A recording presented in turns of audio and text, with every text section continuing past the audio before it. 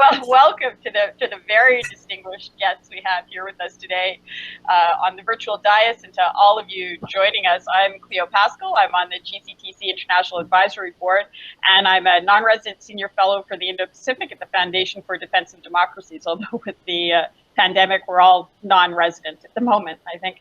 It's my pleasure and privilege to welcome you to day 2 of this international conference on cyber and information security. And I'd like to begin by thanking the conference partners. Their depth of knowledge made for a fascinating first day. I learned an enormous amount yesterday. We covered everything from how to tell if your cell phone is being hacked to the unique challenges of fourth domain warfare. Talked a little bit about the possibility of India as a chip manufacturing hub. We had incredible keynotes from Dr. Kelsey, Dr. Sybil, Dr. Rai, His Excellency Honorable Shekhar Dutt, who's with us again today. Thank you, sir. The chief guest was His Excellency Arif Muhammad Khan, who's the governor of the beautiful state of Kerala, which has given us so many geniuses that we benefit from all the way around the world.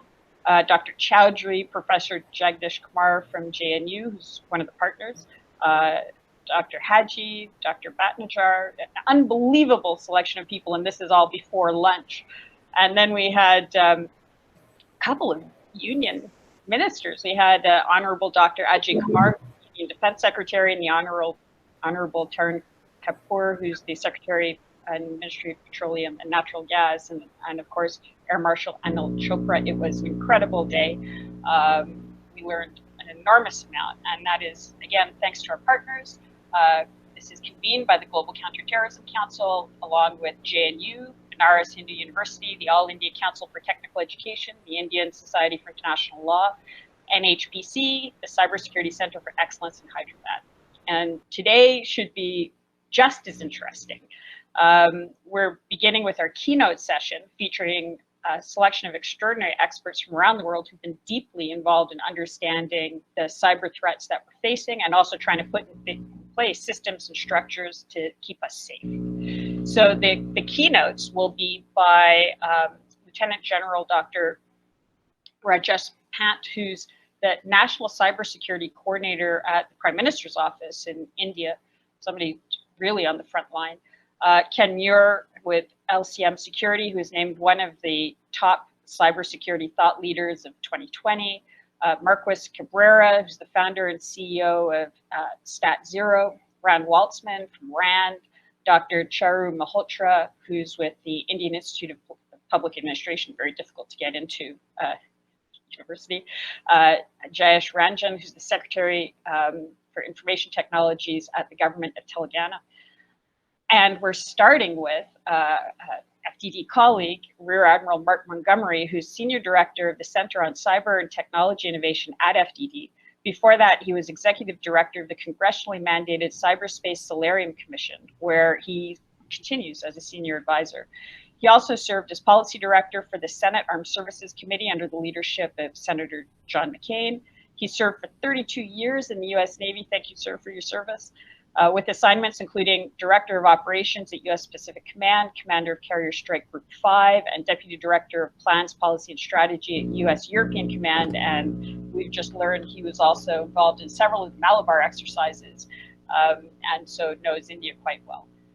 We are very, very grateful for his time, especially as it's past midnight, and he's volunteered to get us going this morning or this evening, where we happen to be. So, Rear Admiral, please take it away.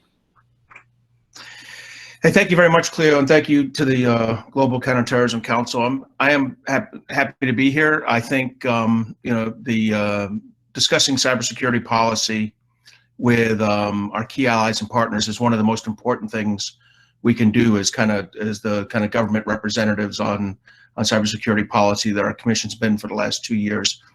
And we, in fact, did do quite a bit of work, talking to Indian experts along the way as we attempted to frame how U.S. cybersecurity policy fits into our broader alliance and partner structure. But what I'd like to do is 2 things today. One, talk about how the United States is looking at cybersecurity policy and how we're attempting to move, correct the course of a very large aircraft carrier that's pointed in the wrong direction, to use a Navy analogy. And then second, deep dive down into some of the supply chain issues we're seeing, because I think that's one of the areas you probably learned yesterday, and you'll learn throughout these sessions, that's an area where we really do need to have, develop true partnerships with other democratic, transparent, rules-based countries, as we attempt to create trustworthy supply chains. So that said, I'll dive right into the problem. So as Cleo mentioned, I spent 32 years in the Navy. So in the last few years, I definitely dealt with offensive cyber activities to some degree, as the director of operations at U.S. Pacific Command. But broadly, I'd worked in the kinetic world on ships and aircraft. But I've spent the last 5 years, 4.5, 5 years, working the cyber issue. First, as the policy director of the Senate Armed Services Committee for Senator John McCain, who really, near the end of his life, began to understand the challenge we were facing and made some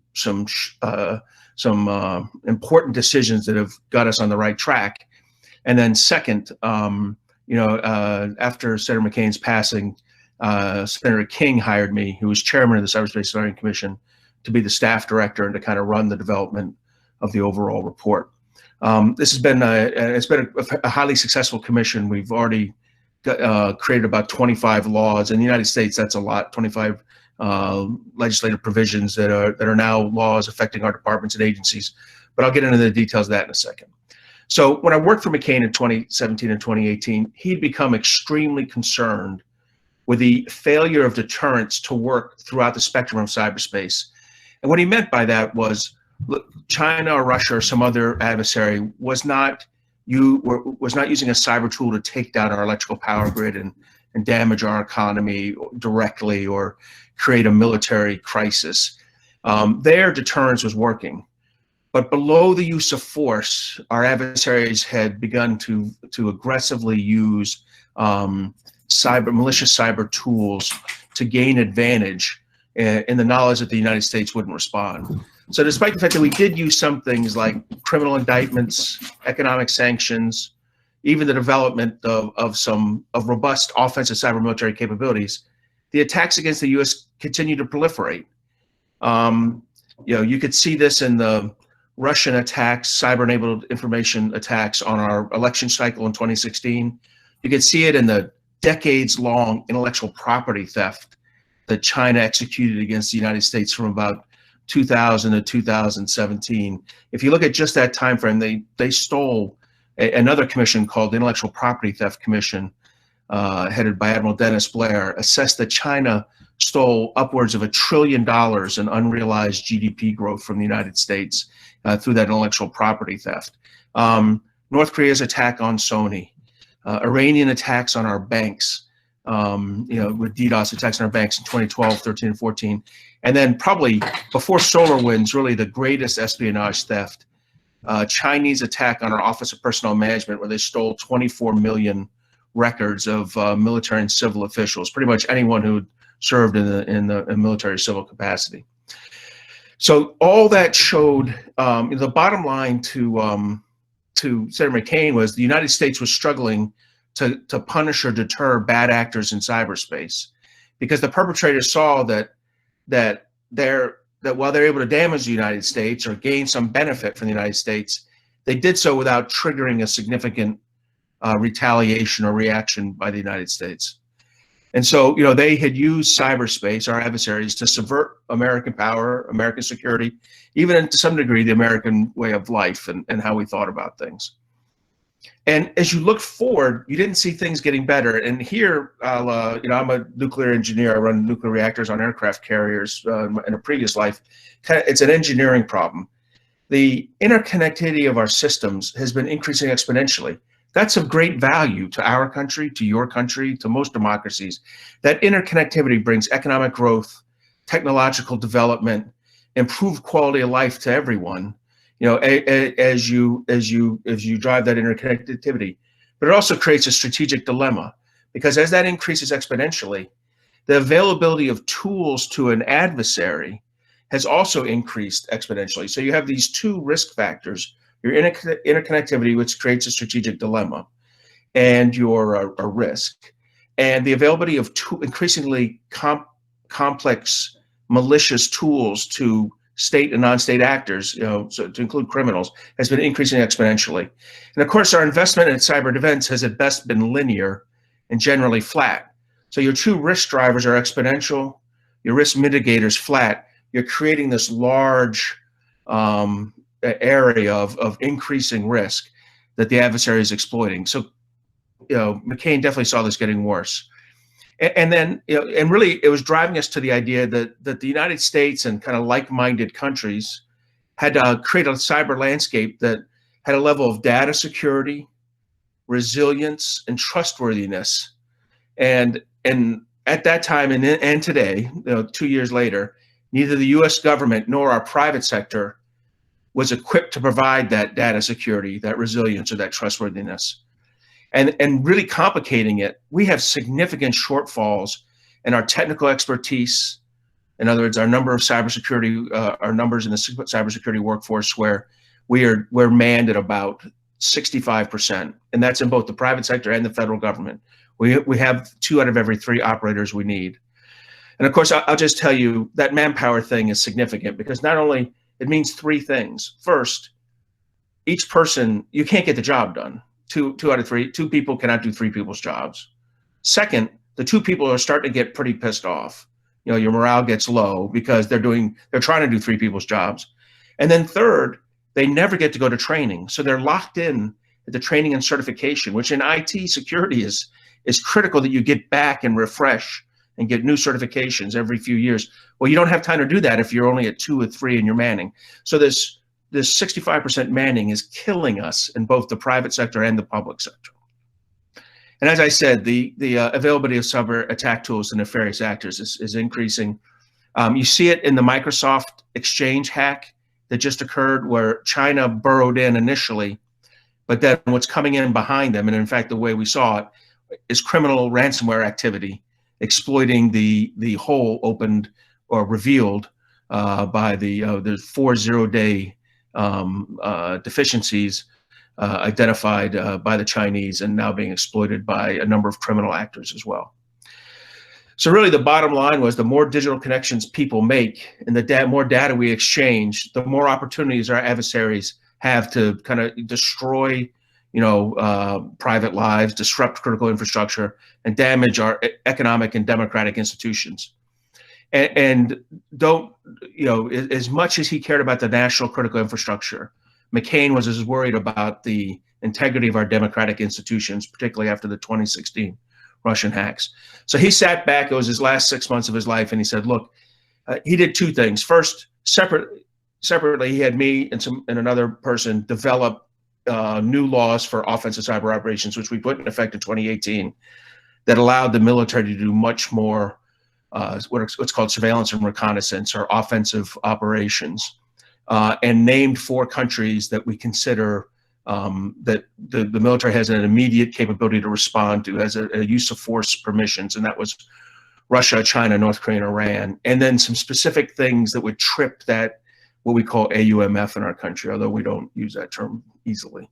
But so he set aside, he made sure he took care of the offensive side. That was fairly easy to get that settled right. Then President Trump created what's called a National Security Presidential Memorandum that operationalized those new laws, and we actually have a more effective offensive capability as a result after years of struggling in that realm.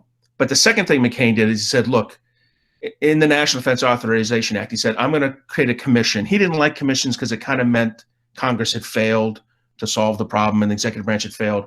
But he said, you're going to say, I want a commission. I want a 1-year commission, a quick hitter. I'm going to put 4 congressmen on it, which in our country is critical because particularly individual senators can create law. And if they're in the right subcommittees and committees, and he made sure of all this, McCain maneuvered all of this so he had the right people. But the inside politics of the American system is he put the right people on it. And then he said, look, do 2 things. First, try to figure out, and I think this is true for every country, you have to sit back and think, what is the strategic approach that will defend your country against cyber attacks of significant consequence, against your critical infrastructure, your innovation and research and development base, and your democratic institutions? Because all 3 of those, based on my previous discussion, are the real heart of your vulnerability. you do have to focus on something. You can't boil the ocean, with your efforts. So you really have to focus on something. So the first thing he said was come up with that strategic approach, and I'll talk about that in a second. And then he said, look, when you're done with that, don't mess around. Come up with actual policy and legislation, including writing the legislation. So literally, we just brought it to committees and entered it into law the next year to implement that strategy. And as a result, in some ways, because of McCain's leadership and his memory, there was a very strong appetite to do what McCain wanted, and this has happened over the last year. So we were able to come up with a strategic approach, and then about 80 recommendations. And I'm not going to talk through all 80 recommendations, but I'm going to highlight what I think is critical as a democracy, transparent, rules-based country begins to think about this. And what we said is, look, deterrence isn't working, but a deterrence strategy can work. And what I mean by that is, if you think of deterrence as three things: shaping behavior, working with allies and partners to encourage restraint and promote responsible behavior in cyberspace, but also to have a rule set for attribution of malicious activity and agreed upon responses to malicious activity. So you shape behavior. The second thing is you have to figure out how to deny benefits. You have to secure critical networks in collaboration with the private sector to promote national resilience. And third, you have to be able to impose cost. You have to maintain a capability, capacity, and credibility necessary to retaliate against actors using either cyber or non-cyber tools, but one that is credible. In other words, it can't be that, oh, you're below the use of force, we won't do anything. It needs to be a credible cost and position strategy. And what we said was, you take those three kind of traditional Joseph Nye, what makes up strategic deterrence philosophy, and you add three things. And the first one you have to add is, you actually need to build cyber defenses. For the United States, this was really unique. We've operated for either since 1945, the end of World War II, if you want to go back to the War of 1812, we have not had to defend the critical infrastructure of the United States.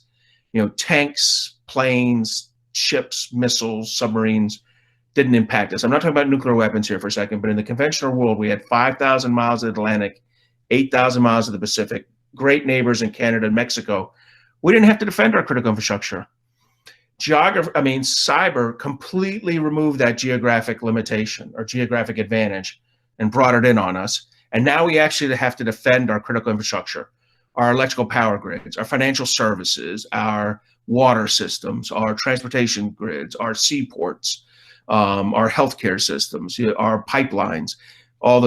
We have 16 formal infrastructures in the United States that we have to defend. And we had not been defending them, so now we finally have to pay to do that. We even have to pay to defend our .gov, our government systems, which we had generally not done. And of course, that leads to the second big problem, which is, it turns out we don't own most of the systems I just mentioned. And I contrast this with, we pretty much own every submarine, every destroyer, every jet fighter, every missile out there, every tank. The government tends to own it in the United States. And so, we'd be responsible for defending it or utilizing it.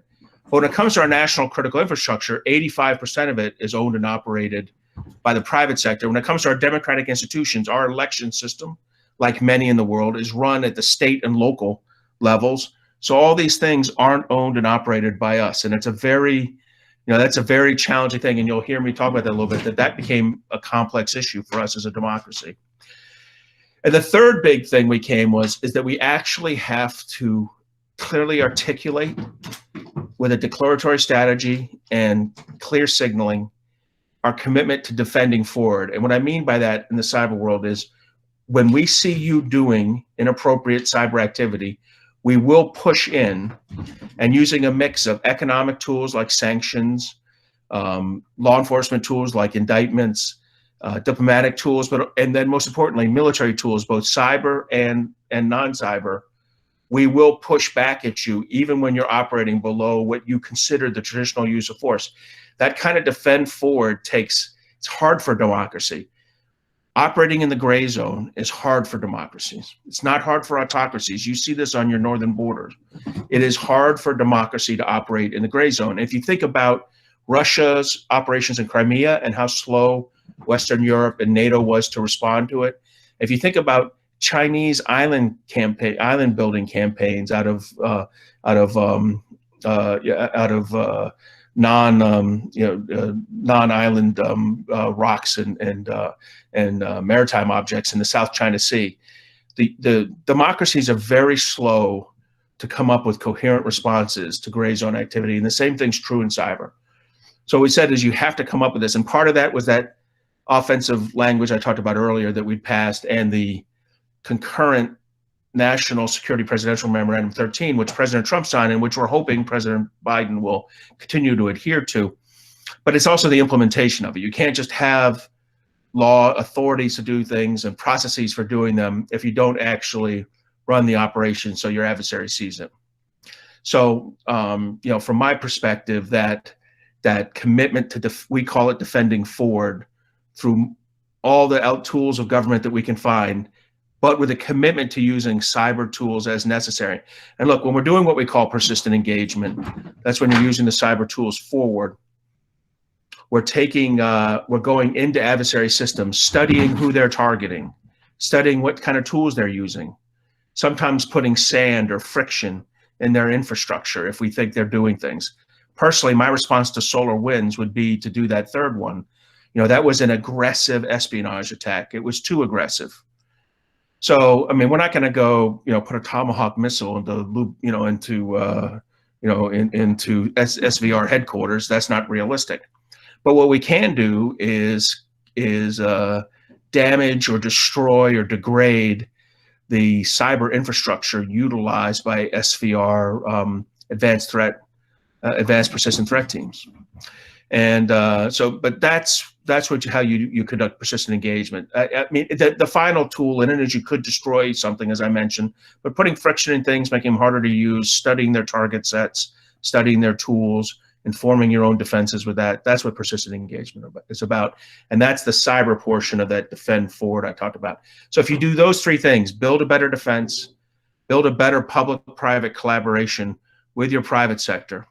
Again, a problem that China doesn't face.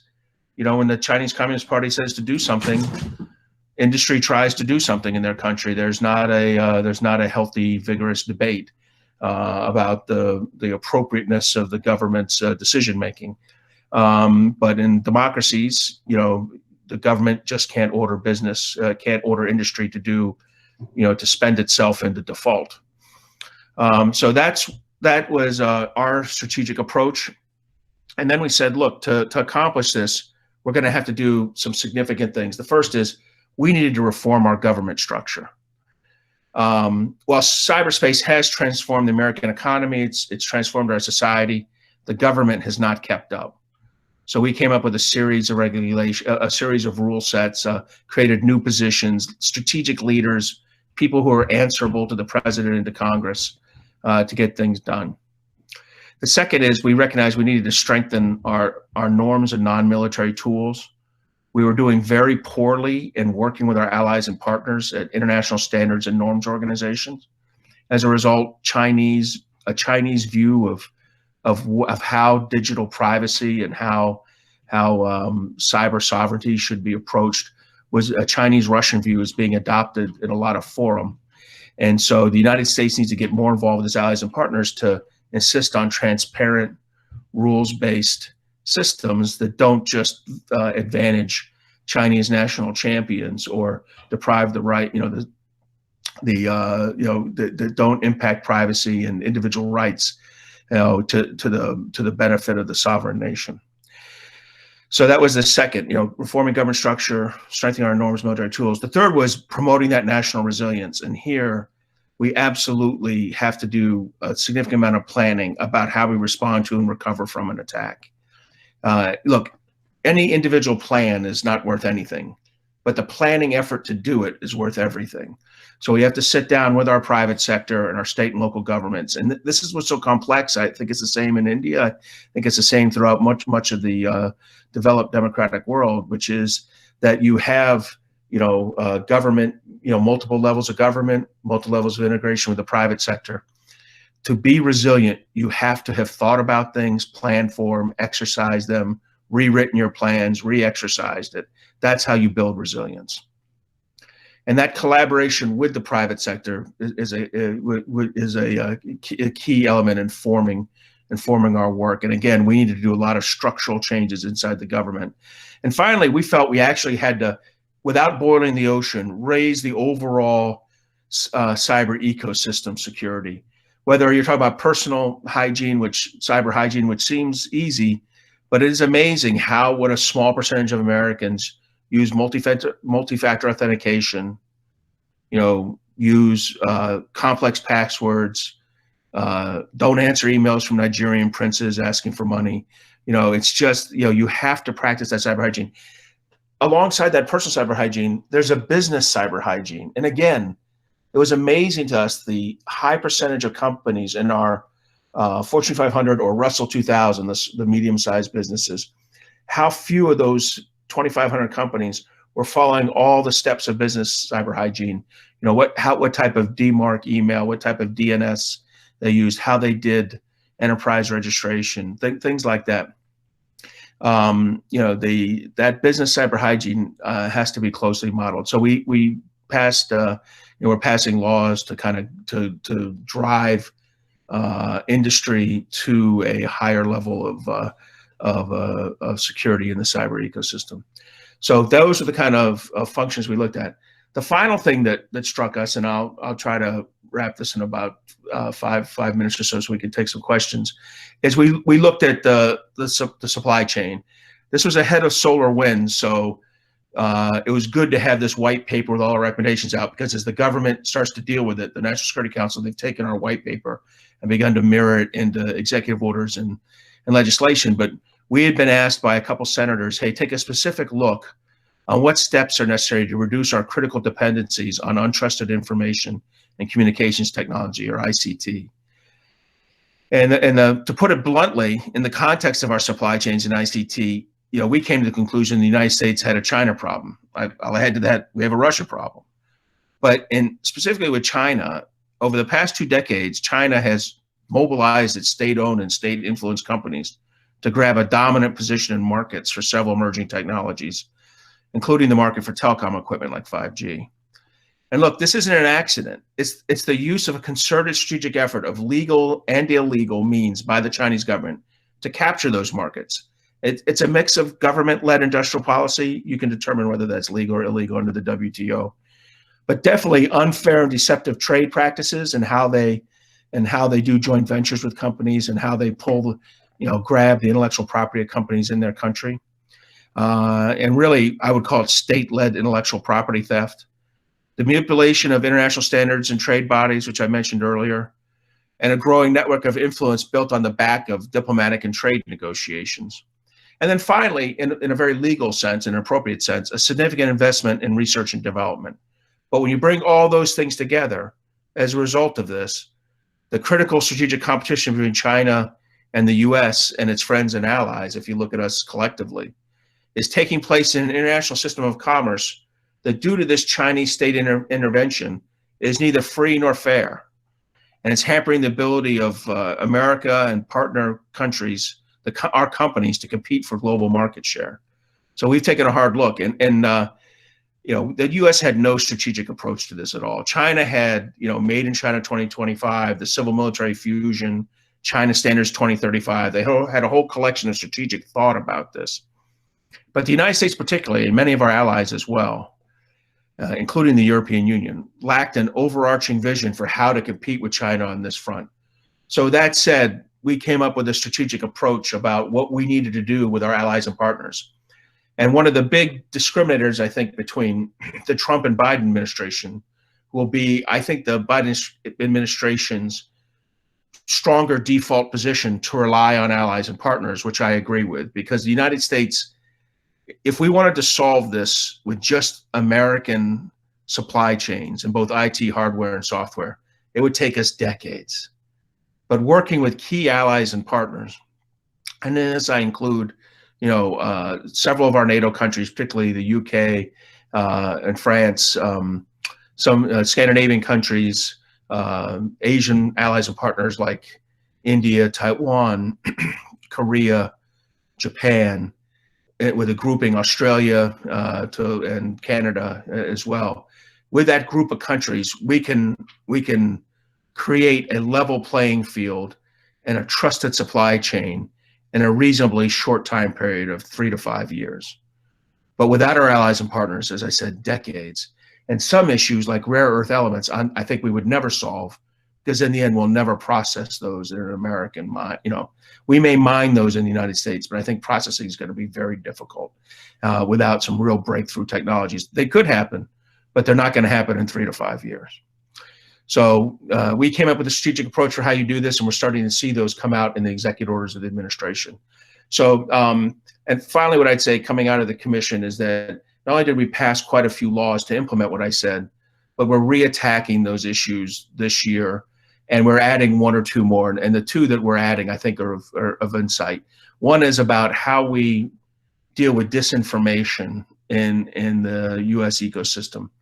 And look, there's 2 ways to fix it. And in India, you may be able to fix it the easier way, which is regulations on technology. You have a stronger history of that than we do. I think in the United States, that'll be impossible.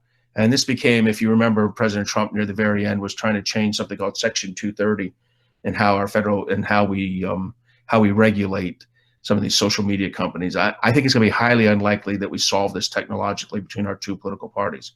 But you can solve it with education. And so, and again, unfortunately, that's the longer path to educate your youth on social media usage and how disinformation is introduced into their heads. But that kind of education program is one we're pushing hard. And the second thing is securing our own federal government networks. We found that there's a significant difference between what we call the .mil or the military's networks and the .gov or the federal civilian governments. And it was a very unhealthy condition in the federal civilian governments. And during SolarWinds, in 9 of our 100 federal agencies, that meant they were exploited. The other 90 could have been exploited; they weren't, just by choice of the Russian espionage agents. But they had relative ease operating inside our civilian networks. So we'll be working hard on that. So I think I put a lot of information out there about how the United States is approaching the cybersecurity challenge and what we're thinking about specifically with the supply chain. Cleo, I'll pass it to you if there's any questions or anything I could answer. Sure, Admiral, thank you very much. That was extremely helpful. I know that in India as well, they're thinking about how to tackle some of these increasingly complex challenges, exponential challenges, as you put it. I'm going to, if you have questions, please put it in the chat box, and I'm going to take the prerogative of the first question, which is there was discussion at the recent Quad meeting about cooperation among the Quad on new technologies. Do you have any thoughts on that? So that's what I'm thinking about with the supply chain. These are certainly, 4 of the best countries, 3 of the 4. I think the Australians don't have quite as much, but I think there's entrepreneurial work going on in India, an opportunity in India for all the countries. I think Japan's, particularly in IT hardware, still has a role. They still, after the Dutch, they build the second best tools for building semiconductor chips, really microchips. They're the only ones practicing that highest level of technology that drives your chips smaller and smaller. So there's a role for Japan and the United States. And we bemoan the loss of our role as as kind of the resource of IT hardware in the world, and that's certainly gone away outside of some specific microchip areas. But in IT software, we're still the majority of all IT software startup companies. And in the next country is Israel, and really that's 75% of the world's work. So between us and Israel, it's a significant, and most of the Israeli companies that are successful then reincorporate in the United States. So we end up with all of them eventually. So what I would say is that I think the US and India and to a probably lesser degree Japan and a lesser degree Australia, we could play a good role together. But certainly all 4 of us are complementary of each other. I think if the United States was smart, they would see India's IT software entrepreneurial development as opportunity, not competition. And in any case, if it's competition, it's level playing field competition, which is not how I would describe what we find in China. And sometimes what we find in Europe. So in many ways, I think the United States should be working hard. These 4 countries should be working hard together, and I think they're complementary of each other's capabilities. And just following, because one of the other issues you mentioned was the rules and norms issues. And is the Quad potentially a venue for starting to shape some of those rules and norms that could then be expanded out? I know that this is a discussion in the Indian Security Circle about the potential for an Indo-Pacific Charter. Yep. That sort of thing. Well, arms control, I think, and I have always appreciated working with my Indian partners. I never thought in my head we're heading towards anything approaching, a treaty, and nor should we. I mean, that's and big, strong democracies don't have to be treaty allies to have good relations and cooperative complementary capabilities. So I think we can work together on the norms. Here's the most interesting thing. The United States is all a Twitter, and all huffy about solar winds. But solar winds was espionage. It was tip your hat, crazy, big espionage, but it was espionage. And maybe we should hold the Russian SVR accountable, as I said earlier, for going a little too far. But what China did, or is alleged to have done, and I think at least to a degree did, is attack Indian infrastructure. And they may not have attacked the Mumbai grid directly. It might have been a power station, but they created a cascading issue, which is common in cyber attacks and should be expected by the attacker.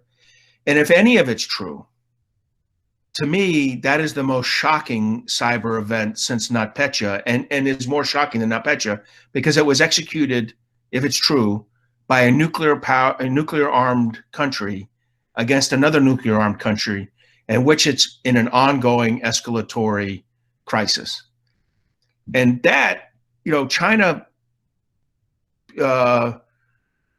promotes itself as a big country that should be treated as a big country and sit at the big table. But when you do things like that, you're a small country. You're an immature country. And they showed their lack of, if that's true, they showed me a great deal of concern. And I know the Chinese will bristle at this, but we should call it like we see it. And if they did anything close to what's attributed, it's just massively inappropriate. And it's not indicative of how nuclear-armed countries with significant cyber capabilities should be conducting themselves. And I'll contrast this with NotPetya because people will point at that and say, well, the Russians did it. Well, the Russians, again, they used a cyber tool. It got out in the open. The worm they used cut through and got into Europe and hit Maersk and Mondelez and Merck and FedEx Europe. But it was intended against Ukraine, which is Ukraine is not India. And in a lot of ways, and not least of which is they're not a nuclear capable country. And I just, where your escalatory concerns could get very significant very fast. And it takes fortunately, the maturity of Indian democracy to stop escalatory movement, if that's the case of what happened. So we'll have to see eventually what really happened there. But I'm very concerned if any of the reports are true. Thank you. Thank you very much. We have a question, two questions actually. So I'll give you both of them and you can, here we go. You can decide. One's from the Honorable Shekhardat, who is the patron of GCTC, which is there a method to find out how many Trojan horses are residing in the critical infrastructure hardware of a country? And the other question is, how are you tackling malicious actors at a national level? So one is, what's the problem? And the other is, sorry. Both very good questions. So what I'd say on the first is Trojan horses. Listen, the Trojan horse issue is a big, in other words, can you find malware in your systems? And the answer is you can. The real question is, can you afford to find the malware in your critical infrastructure systems? And that's where the answers can sometimes be no. And that's what has to happen is, first of all, a basic rule of math would be your cybersecurity budget needs to be between 8 and 12% of your IT budget, depending on what line of work you're in. If you're a dry cleaner down the street, might be 8. If you're an electrical power distribution company or a bank, 12 might actually be slightly low. But you have to run systems that both firewall you, intrusion detection systems. You need them still, just that's to hold off just for an electrical power company, the hundreds of thousands or millions of penetration attempts a day. But then internally, you need anomalous activity detection. And, the more machine learning involved in that, the better. The more it's automated instead of personnel driven. I like red teams, but I like that they're threat hunting teams. But I like threat hunting teams that use automated equipment, and they're constantly looking for these kind of penetrations.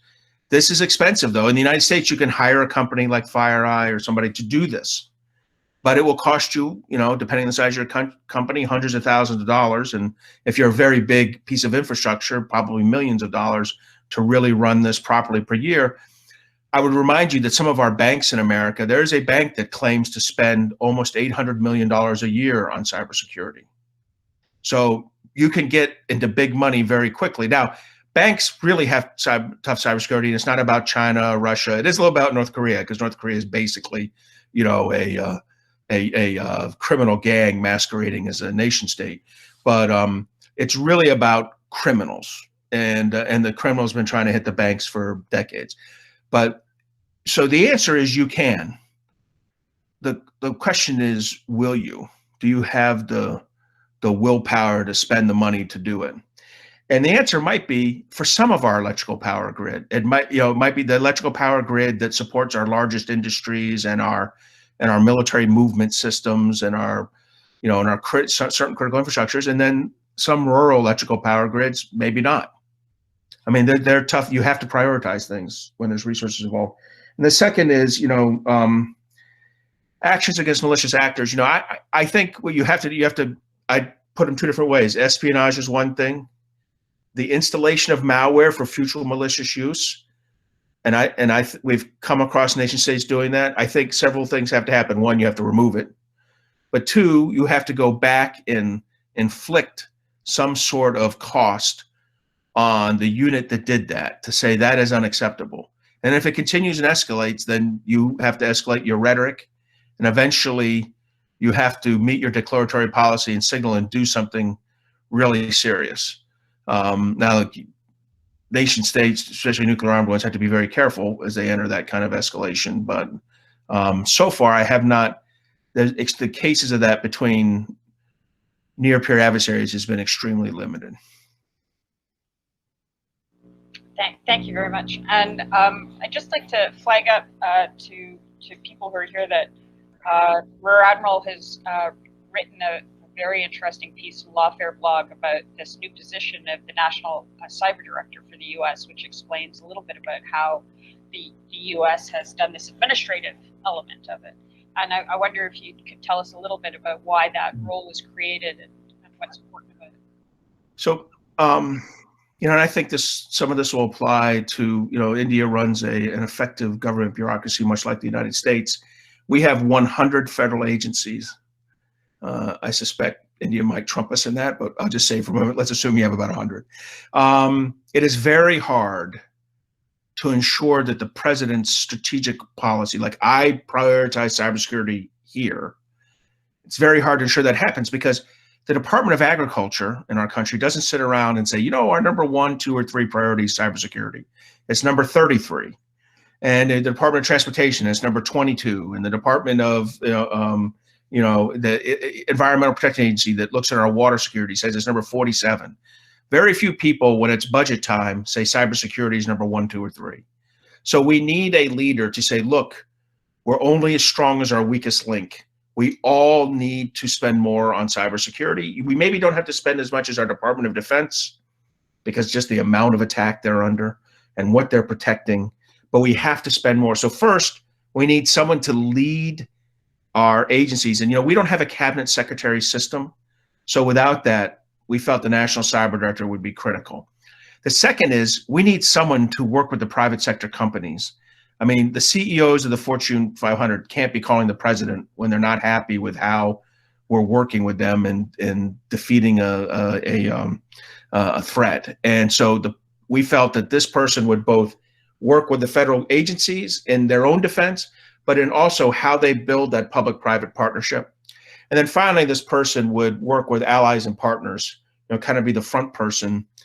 She or he would be out there when another country's cyber counterpart visited to kind of work through these norms issues. And we would expect this person to, on occasion, like if the UN, has a major privacy or data protection issue, lead the development of the US policy for that, and potentially the delegation to deal with it on occasion. Because again, that's somewhere where China and Russia have, Russia's rewriting of the Budapest Convention is not, and I don't think, in the best interest of transparent rules-based countries.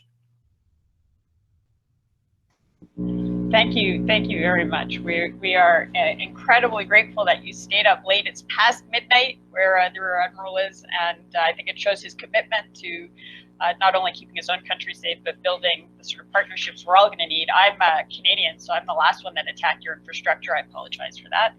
And I think that as we work together, we have a much better chance of building the sort of complex defenses that we need.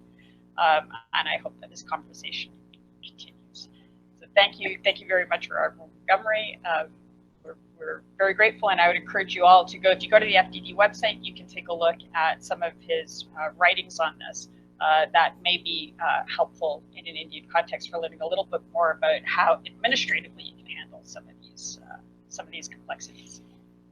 Thank you very much, Cleo. I really appreciate it. And if anyone wants to reach out to me, I'm easily reachable at the Solarium Commission or at FDD, and happy to answer further questions. We consider building this, developing and sustaining our partnership with India to be a critical element of our broader national security and economic security, but specifically our cybersecurity. So thank you very much.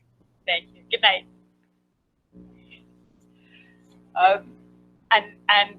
And now we are unbelievably lucky to have another incredible expert on the front line of keeping us safe and dealing with these complex issues, Lieutenant General Dr. Rajesh Pant, who is the National Cybersecurity Coordinator at the NCCC for the Government of India. We are extremely grateful to him for his time. We know he's very busy. So thank you very much, sir, and please take it away. Well, greetings of the day to everyone. Am I audible, please, Cleo? Yes, you are. Perfect. Thank you. Excellent, excellent. And good morning, sir. Nice to see Governor Shekhar Dutt over there and all our other colleagues. Let me compliment the Global Counterterrorism Council for organizing this International Cyber Security Conference on a very important subject. It was very interesting to listen to Mr. Mark Montgomery and absolutely upfront views.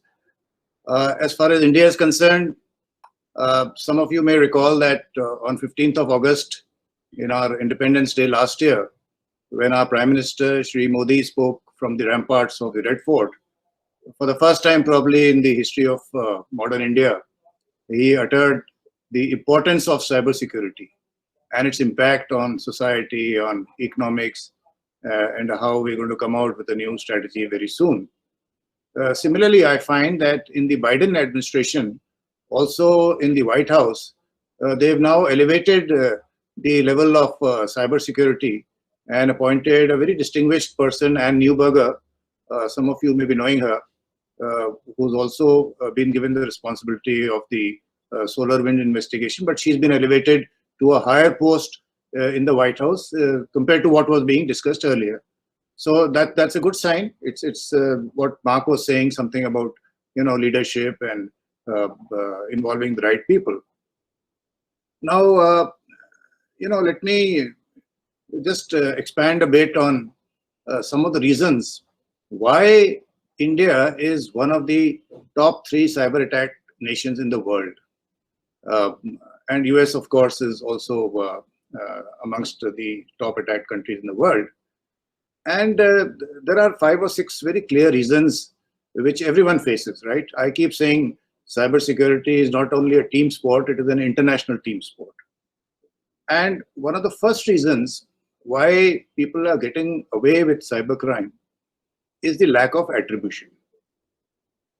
So, if you come to any of our security operations center, and you will find a global map in front where it shows the last IP address from where the attacks are coming.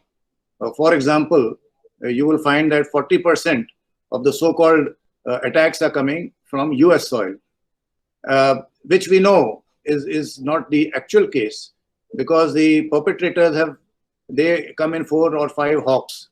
So he's hired a server or a virtual machine in, let's say, an Amazon web server in the US, put his program there, and then through that he's come. And they take advantage of, democratic countries which are friendly with each other, etc. And they also take advantage of the fact that in some of these countries, the privacy laws are very strict. So in case the information is required, there'll be a problem giving it. And you may recall what happened during the Boston Marathon bombing case, where even Apple did not divulge the information that was inside the bomber's phone. Finally, they had to take help from a third country and get that, right? So 5, 6 hops. Second is the dark web. Now, some of them have started coming through the dark web. And dark web, for all those, and I hope you people do not venture into that, because all the wrong things are there, besides the drugs and the weapons and the porn and the data secrets and the credit debit cards and the exchange in cryptocurrencies, everything. It's there. So, and it's not indexed, so you go through the Tor browser, and there's a lot of anonymity. So the attacks have now started coming through the dark web. So this, coupled with what I said earlier, 4 or 5 hops, makes attribution very, very difficult.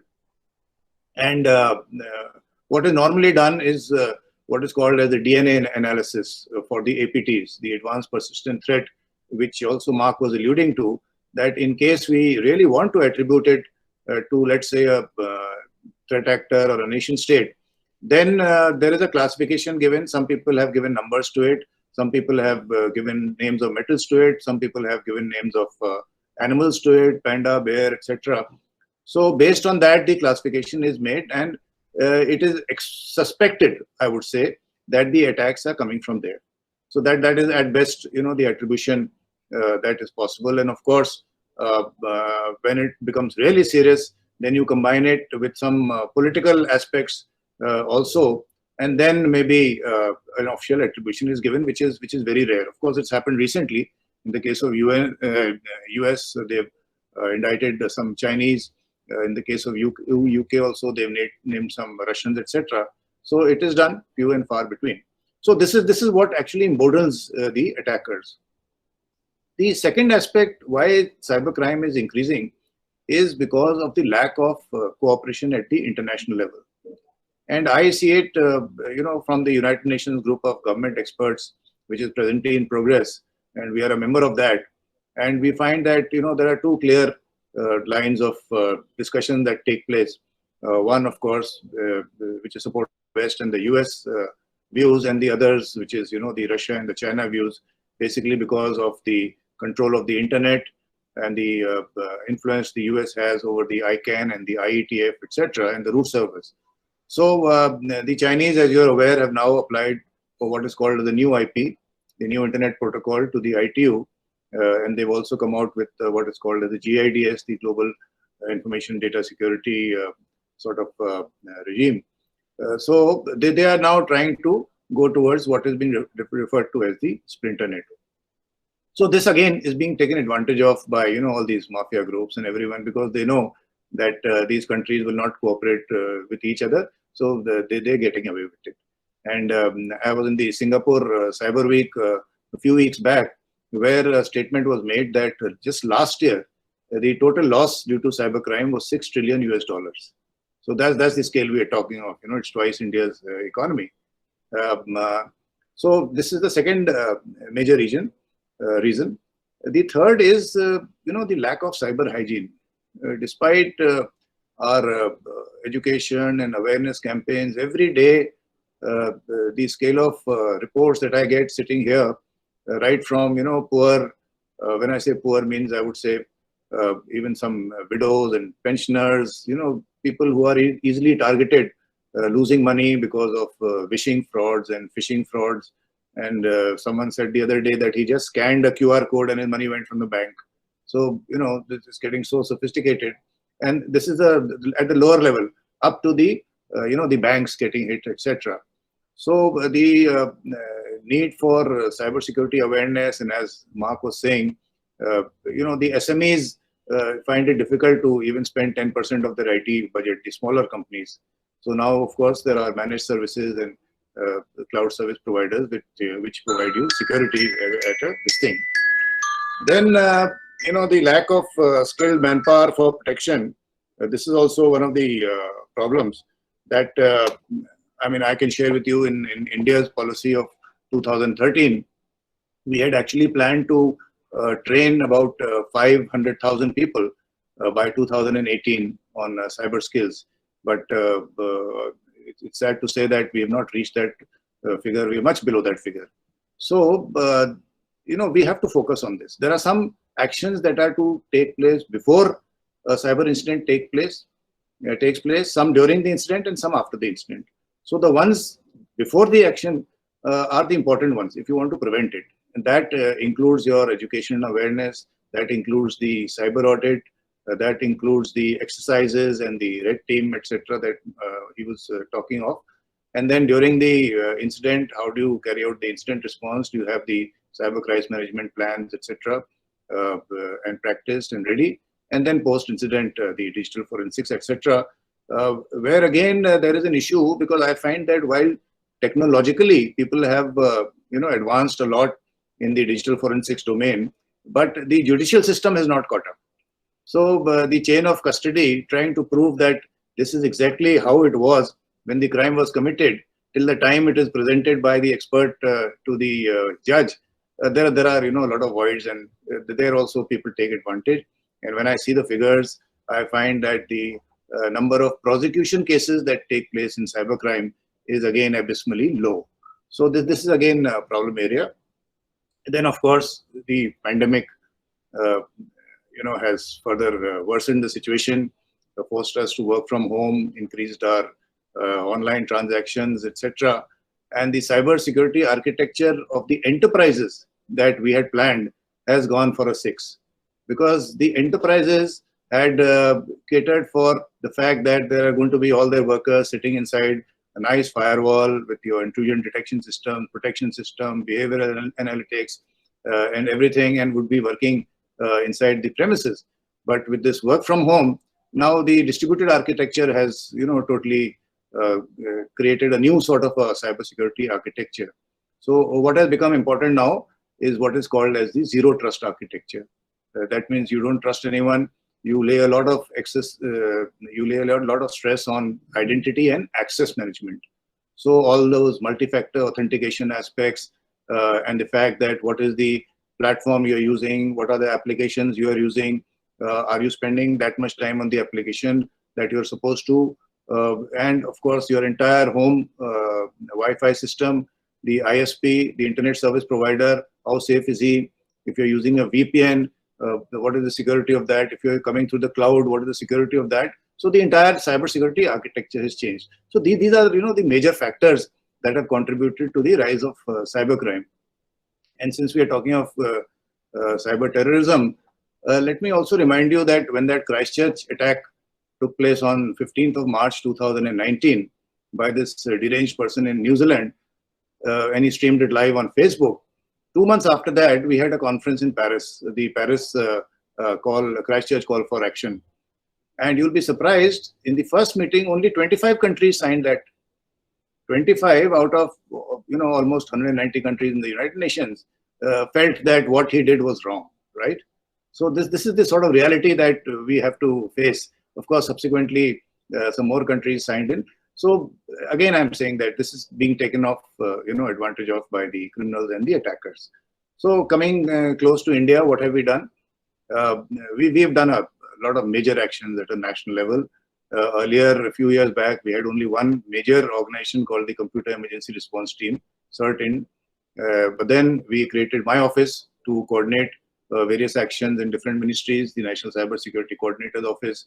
We created an organization specifically to handle the critical information infrastructure. It's called the NCIIPC.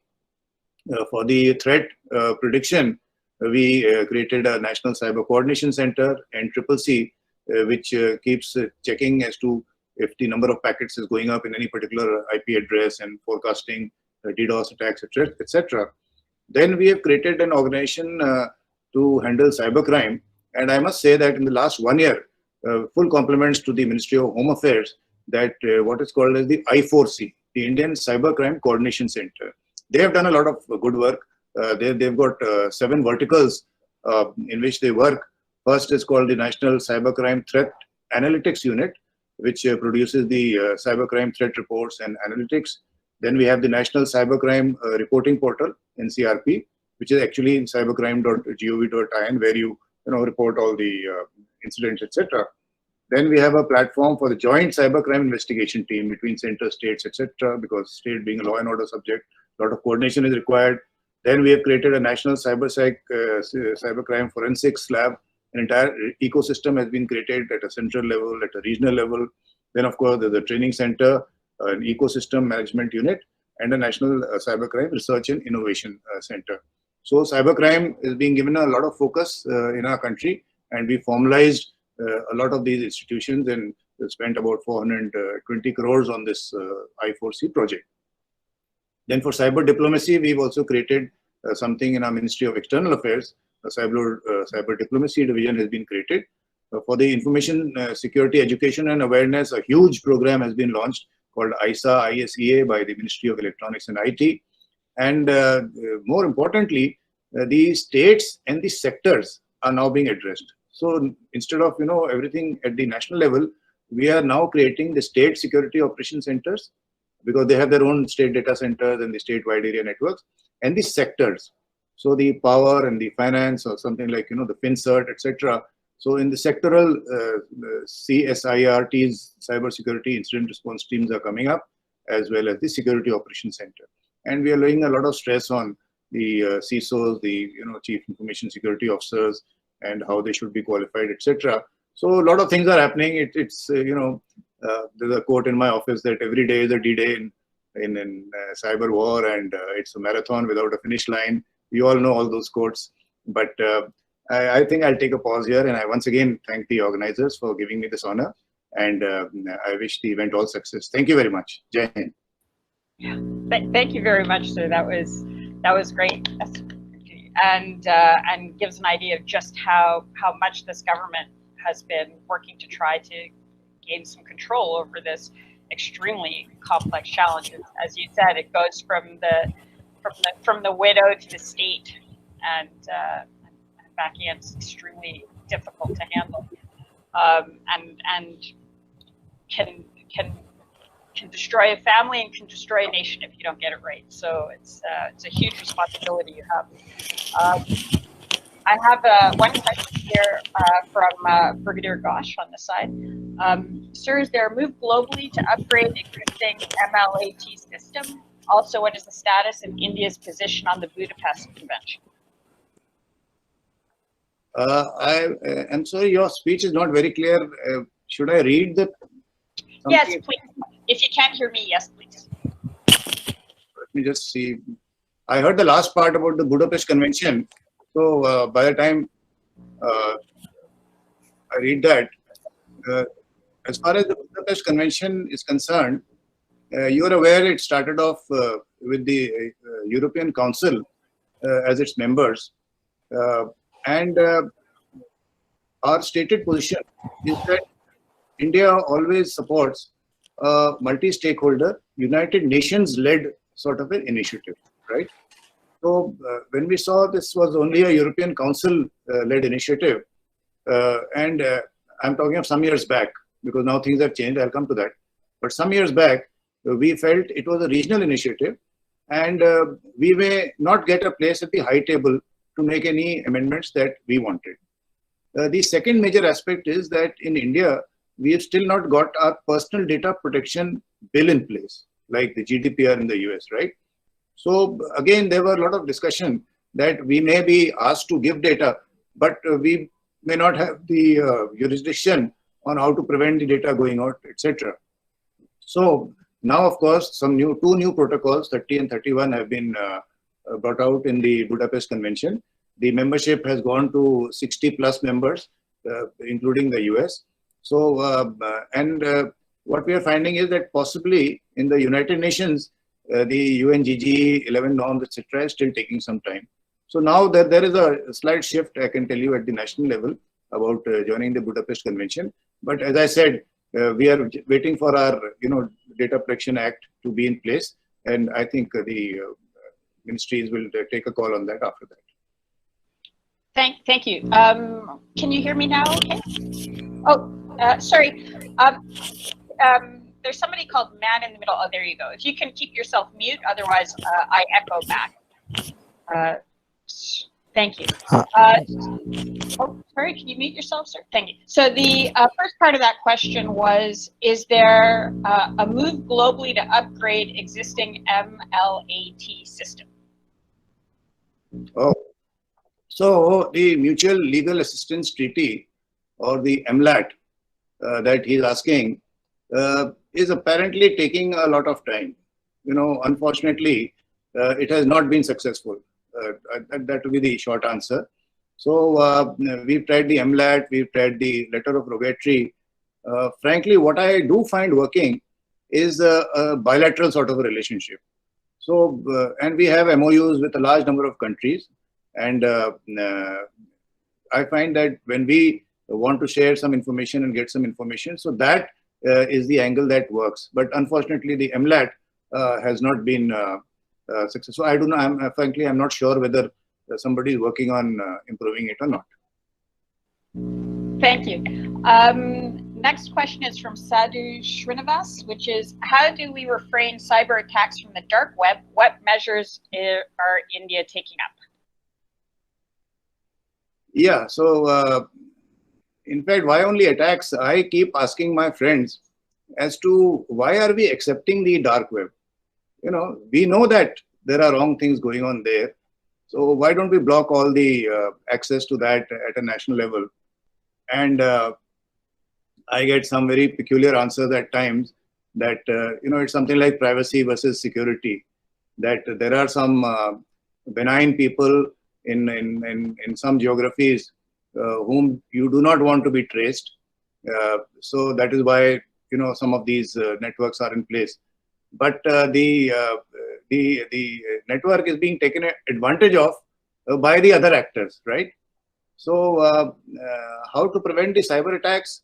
Of course, that is something that when we know what is the input point from that, he has to come to the surface, right, to carry out the attack on the surface web. So from that time onwards is where we start, blocking him or sinkholing him, as it is called. So there are ways and means, but the larger question is, how do we handle the dark web? I think it's not only the cyber attacks that is important. How do we tackle all the wrong things that are happening in the dark web? And that is a larger question which we are addressing. Would you like to expand on how you're addressing it, or shall we keep that until it's more mature? I have not found any answer as yet, frankly. Okay. It has to be maybe I'll speak to my friends in other countries and discuss this. Well, and following on for that, we have a question also. Do we have plans for creating a pool of cybersecurity expert individuals who could be used at a time of crisis, especially for critical sector? Yeah, I think that's a good question. And the reason is that, as I said, it has to be PPP, right? Public-private partnership. Because the critical sector, let's take the telecom sector, for example, in India, all the three major telecom service providers are private players. There's Airtel, there's Reliance, and there's Vodafone Idea Limited, right? So I cannot, although they are licensees from the Department of Telecom, but and the telecom is not only critical, it is a super critical sector. But the prevention of that has to be a joint effort. Similarly, in the power sector, some of these power generation, transmission, distribution companies are also private. So the protection of the critical information infrastructure has to be a PPP. Now, if that be the case, then we have to have a pool of experts, both within the government and outside the government, contributing to protecting this. So, I mean, we don't have a cadre as such. If someone is asking whether we have a cyber cadre within the government to, like we have a ITS service, Indian Telecom Service, that is not there. But what we do have within the government are the CISOs, and outside the government in the private sector, I have seen that they have some excellent security operation centers and excellent professionals I wish we could have some sort of a repository of all these things, but some of these guys don't want to be identified also. So yeah, but we cannot do without each other. Thank you. Thank you. And there was a follow-on question from the dark web question, which is, there are tools like Kali Linux through which the dark web can be accessed. How about banning them? Yeah, that's a good question. I mean, there are various techniques, as I mentioned. And also, even in the surface web, the operating systems that we use, there is a lot of talk of switching over to some of the Linux-based operating systems, which are difficult to be hacked as compared to the customized operating systems. So there are ways and means, and we will be tackling them in times to come. As I said, there's a new strategy coming out hopefully within a month, and that is going to address the entire ecosystem of cyber, including the jurisdiction aspect, including the cyber audit. We are wanting a minimum baseline audit to be done, and of course the education awareness, and of course the assured defense posture also, which Mark was also referring to, as to how do we achieve that assured defense posture. Yes, thank you. One of the issues that came up quite a bit yesterday was the role of the defense part of the government in terms of dealing with some of these threats, and is it standing up a fourth domain type of structure? So is that something that's being considered, looked at? Oh yes, that's very important. In all countries, in fact, we have been lagging behind, if I may say so, in creating a defense cyber command. In fact, in the United States, they have a joint services cyber command, which they started off.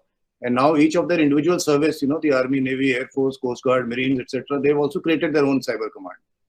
So in India, in October 2018, we raised the Defense Cyber Agency. That's the first step.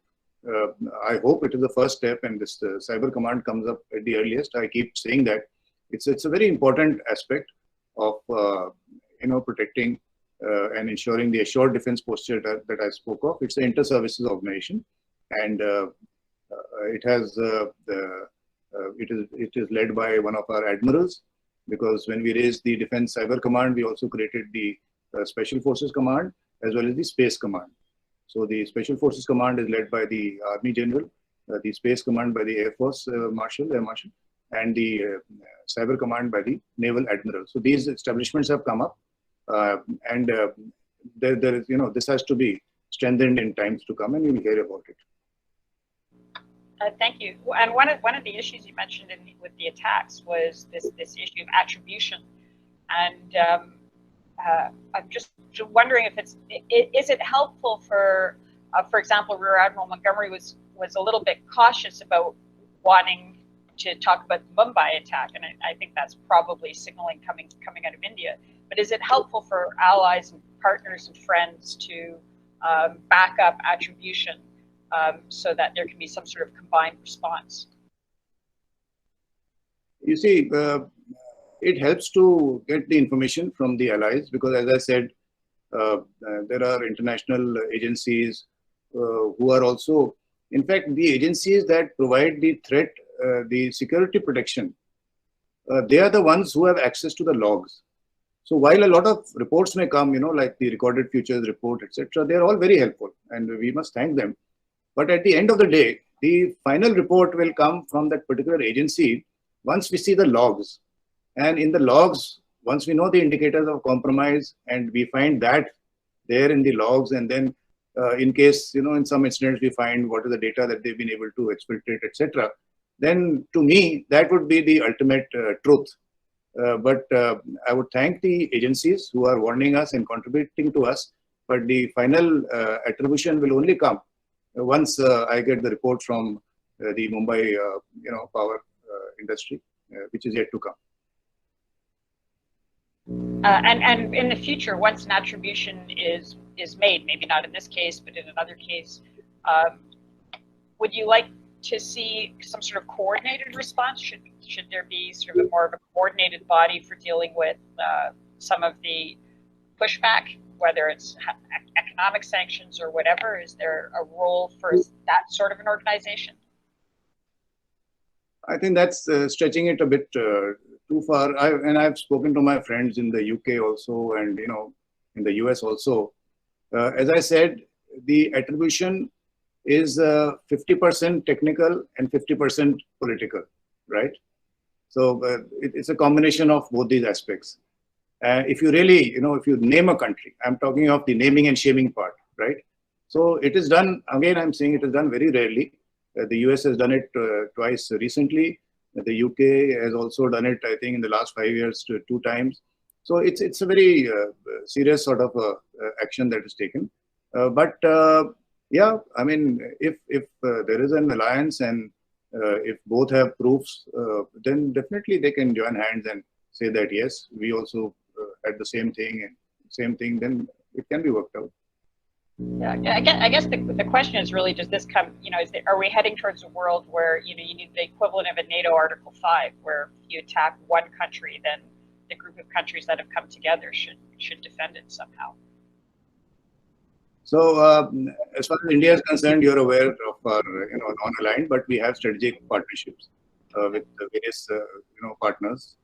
As far as the strategy goes, you will find in the individual cybersecurity strategies of the US, of Australia, of UK, and all the others that have come out very recently, they have started mentioning that a cross-domain response will be given.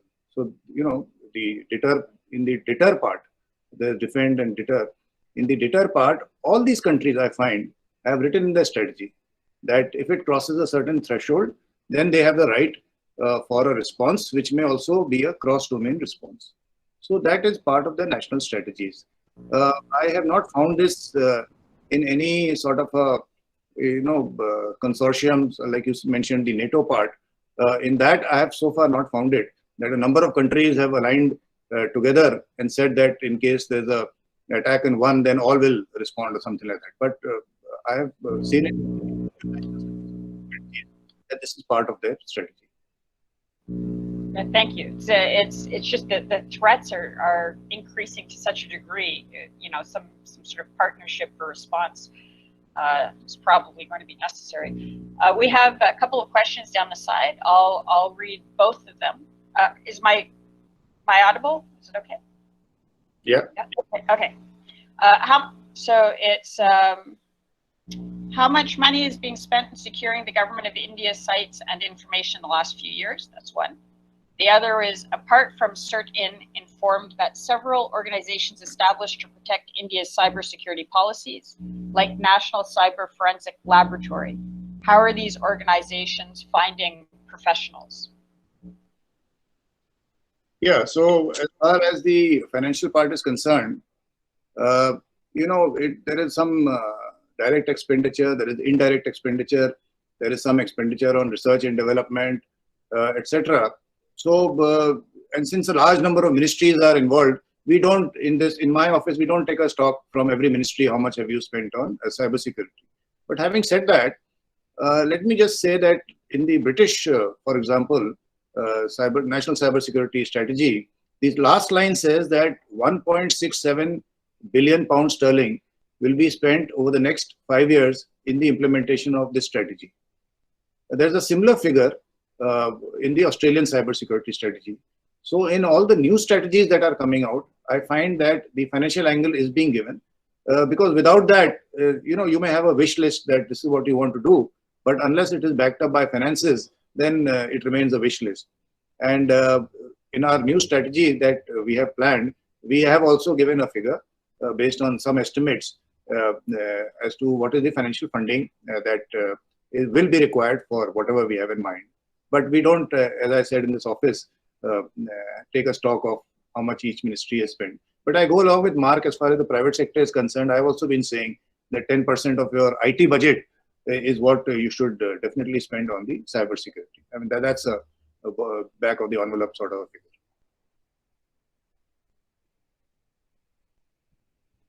Yeah, and the second question was, how are you staffing National Cyber Forensics Laboratory, etc.? I think, again, Rear Admiral Montgomery was saying that they have problems at about 65% staffing in the US, both public and private.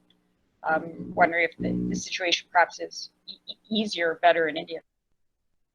No, it's equally bad in India because, you know, cyber forensics is, as I said, it's a level 4 sort of, it's a very high grade training.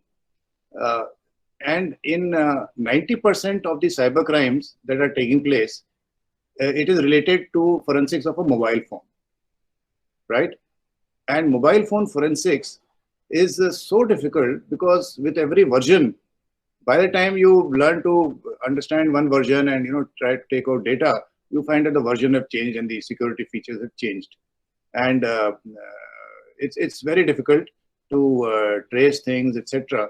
So as I said, you know, I went to one organization that had this concept of cyber belts. So they had a white, blue, red and black belt as a karate belt. And the white belt guy knew, he was trained on how to protect his own PC or his endpoint device. The blue belt knew about how to protect the enterprise in terms of, you know, cyber defense. The red belt knew how to carry out some red teaming, etc. And the black belt knew everything else and the digital forensics. So that is, you know, that is what it implies. So it is not easy. It will take time. So we have to first have these courses. And I was also talking to some of our private universities, technical universities, and they are saying that for the first time, they find that cybersecurity is one of the most popular courses in their BTech and MTech courses. So that's a good sign because, you know, you can't force people. But now if it's coming from them, what we have to do is to make them understand that the future, we need so many people and, you know, there are going to be a lot of jobs in cybersecurity. Everyone is going to need professionals.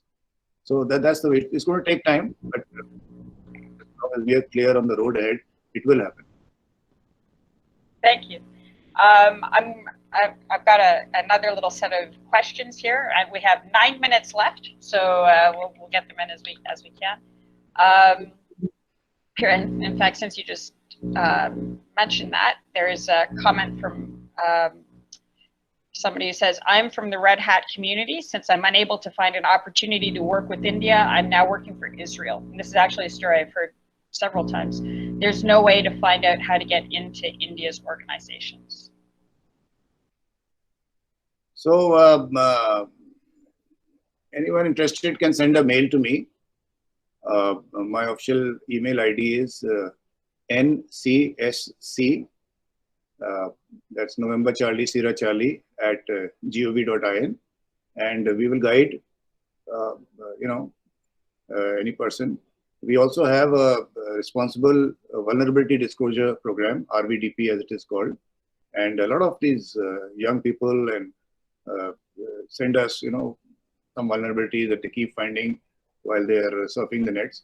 So we get a lot of response in the RVDP also. And anyone else who wants any information as far as the Indian cyber ecosystem is concerned, most welcome. We will give him the correct answer. Thank you very much. Thanks for that. Another question is, yesterday there was a term used, cyber insurance. Is that something that we're hoping to see more of in the future? Oh, yes. In fact, all the banks have cyber insurance. But, you know, again, I remember this case of bank heist of the City Union Bank in Chennai about 2 years back. They lost almost, you know, 100 crores. And it went to 3 places. It went to Dubai, it went to Turkey, it went to China. But the bank people initially were very happy because they had cyber insurance. But when they called that insurance guy, they said, he said, you please see page number 78. On page 78, it was written that this does not apply to software errors. So every attack can be, you know, explained that it was a software error, and they didn't get anything from the insurance. So this is a field where, you know, there'll be a lot of aspects which you have to read within the lines. There's going to be legal aspects. It's something like your I agree conditions that you and I keep, you know, ticking off without reading. But cyber insurance is going to become more important, especially with ransomware. I mean, so far in my talk, we've not spoken of ransomware at all, which is today, in my view, one of the most important threats. And from cities and, you know, there's something called ransomware as a service. And these people, they know the financial status of the companies. They know the revenues of the companies. And based on the revenue, they are telling you that you can get so much ransom from this company. And then they carry out, the ransomware attack.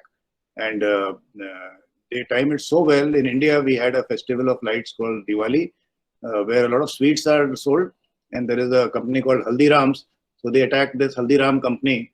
So naturally, he knew that he had to pay the ransomware.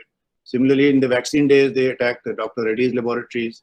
So, this is, to my mind, ransomware is already a very serious aspect. So, to protect against ransomware, I suppose, insurance is one way out. Although how it will be implemented, as I said, is, there's a lot of legalese in that. Yeah. Thank you. We have another question. Unlike any other tendering, does cybersecurity services go with low price or with quality? Yeah, that depends. In the there are various procurement techniques in the private sector. I suppose they'll go with quality, and they have various parameters like are you in the Gartner quadrants, and what has been your reputation, etc. So it all depends how that person has framed his tender in the private sector. In the government sector, of course, we started now this mixture of technical commercial sort of a matrix that we make and select. So it's not a pure L1 sort of a thing, like what is done for the for some of the other procurement, and it's a mix of both. Thank you. There's a quick follow-up question on insurance. It must be research. Sir, if you have to go, just let us know. I was told we have 4 minutes left, but I know you're very busy, so. Okay. It must be researched whether cyber insurance adds to the concept of moral hazard. For example, the concept of moral hazard suggests that customers who have insurance may be more likely to behave recklessly than those who do not have insurance. So would cyber insurance actually increase vulnerabilities?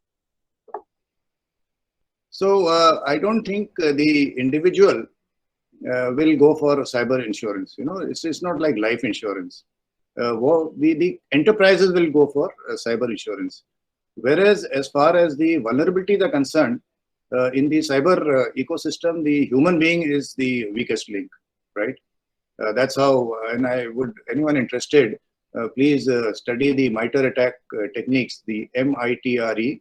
That's a 12 or 13 stage sort of a explanation of how the cyber attacks takes place.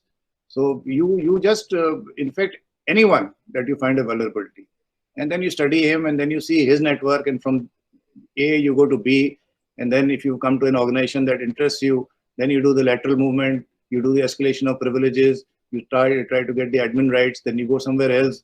So it starts off with that weakest link. So I don't think that cyber insurance will create any sort of a complacency, because I don't think the individuals will be doing it. It will be mostly the enterprises. That is the way I see it. Maybe I'm right, I'm wrong. I don't know. Thank you. So we have just 2 or 3 minutes left, and I don't know if there's anything that you'd like to add, things that we should know, we should pay attention to, that as members of the sort of informed general public we could do to help to create a more secure environment. Yeah, I mean, you see, the 3 hard truths of the cyber world are that one, vulnerabilities will continue to exist because of our dependence in technology and software, etc. And 5G, which is coming in, is more software oriented. So there is something called network function virtualization. There are software-defined networks, and the more software there is in, including the IoT, the more prone they are to cyber attacks. So vulnerabilities will continue to exist. Number one. Number two, if vulnerabilities continue, the cyber attacks will continue to take place. And the third is the attribution of these cyber attacks is going to be more and more, is going to continue to be difficult, because the sophistication of these attacks is growing by the day. That is what I find, because these hackers, they've always been working from home. And they are the guys, the script kiddies, they know the codes, and you and I may not know, what is SQL and how to, what is a web shell, etc. But it's for them, it's very easy. So we have to have So what is the solution? The solution is cyber hygiene. That is what I want to end on. Cyber hygiene is the most important aspect that we must learn, and our children must learn from home, from school, the way they learned how to brush their teeth and remain healthy. Similarly, with that device now that they've got in their hands, they must know how to use it sensibly, what to put on social media, what not to put, how to manage the settings. Someone must train them on that. Then only they should be allowed to use these devices. And that goes for all of us. So I would say the cyber hygiene part is the most important. And finally, I'm sure that there are more good people in the world than the evil ones, and that is what makes our world a great place to live in. So thank you very much. It's been great. I think there were more question and answers than what I spoke in the beginning. Well, I think it's a topic that obviously everyone is living on a daily basis, especially now since, as you said, because of the pandemic, we've all taken our technologies into our hearts and homes in a way that creates vulnerabilities that we haven't seen before. Lieutenant General Dr. Rajesh Pant, we are very, very grateful for your time. We know that India, as you said, is one of the top targets of this sort of malicious activity, and the leadership that's coming out of this government and the focus that you're putting on this is also some of the best in the world, and we're learning from you. And as you said, this is a team sport, and I very much hope that we can all work together to make this safer from the widow to the nation. So thank you very much, sir. Thank you.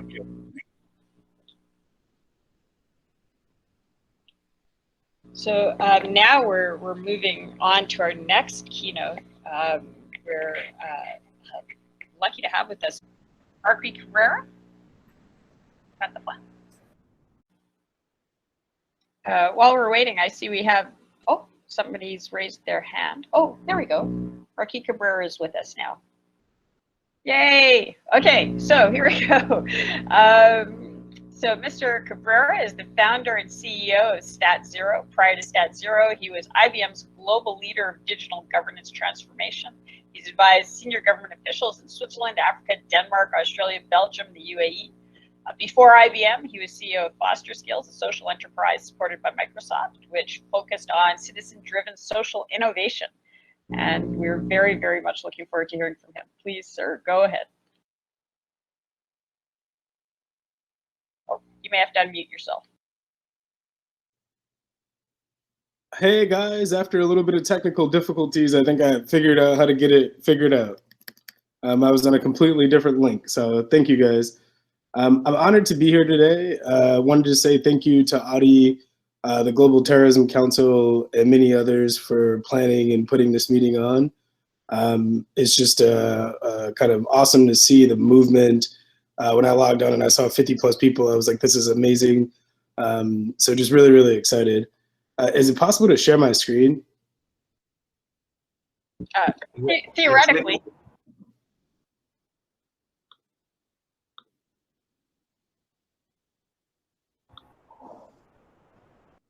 Give me just 1 second.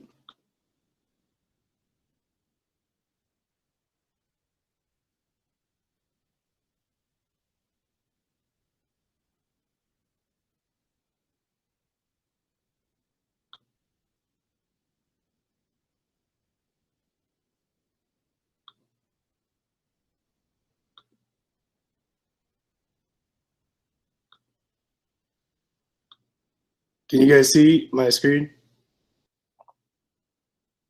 Not really, Maki. Yeah, now it is. Okay, I can't see myself talking, so no worries. But I think the key today is, as we think about cybersecurity, it's important to think about cybersecurity as one of our global challenges. When I think about StatZero and our focus, as I said to you guys, I'm more of I started my career off as a hacker. And so the things that I started to do is more or less like when I was 16 years old, I coded up a system that increased IAM specifically with digital guest passes for a school district, in so much that that school district could have better security, right?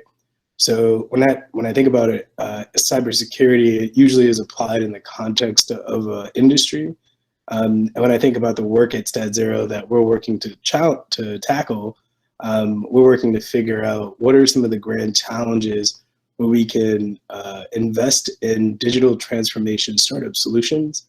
The digital transformation market, when you look at it, the CAGR is actually growing much faster in Asia than it is in the US. If I give you an example, the smart government market is growing at like a 25% CAGR in Asia, whereas the CAGR in the US is, I think, about 15 to 16%. In Africa, it's about 20%. So when you look at that, the reason why I say look at that is because one of the grand challenges, obviously, is how do you create the sort of digital governance and ESG to enable cybersecurity, right?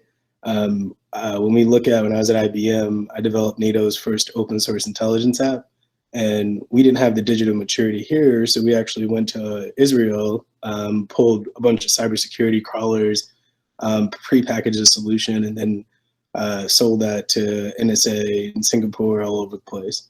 And the reason why I wanted to start with the global challenges is because cybersecurity is a challenge for many global industries, but it's kind of that Maslow's hierarchy of needs. How can we help society in so much that cybersecurity is a tool in the package that helps us to tackle some of the other challenges? If I talked really fast, I apologize. This is the team that I've brought together. So I have an awesome team, global partners. We have presence in Berlin. We have private funds in Africa. We funded a fund in Africa. We funded companies in Asia. Again, we're a smart government investment platform. And so we've won like tons of awards. When you ask what is smart government, right? Smart government is the application of ICT in the context of public sector, right? And so be it a managed service or a professional service, when you look at the smart government report, it talks about the need for new managed services and professional services. So StatZero's innovative model where we won awards is we created a fund company that has layered on top of it a services instrument.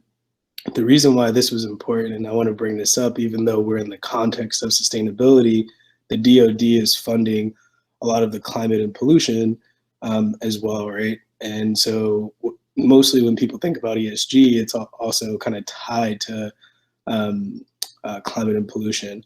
But I would argue that it's more tied today to governance and technical governance. So, and the DoD is looking for solutions, and a lot of cybersecurity organizations are looking for solutions, but they're looking for integrated impact solutions, right?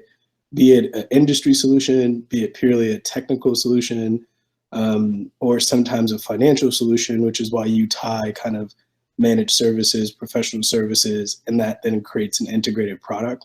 So that's the model we created. Our construction is as a fund, but again, we put services on top of that to sell solutions, leveraging the fund as a mechanism for market analysis and solution recruitment through our fund. So we've actually recruited spatial web companies where we took those solutions as a baseline technology, pre-packaged those to organizations, for example, like the government in the cybersecurity realm, where they were looking to improve their spatial web presence, such that we had the ability to do it, right? And the reason why that's so significant, specifically in the context of the US market, is because you need dual purpose technologies. If I sell, for example, a cybersecurity solution to the Navy, the Air Force can own it, a bunch of the rest of the feds can own it.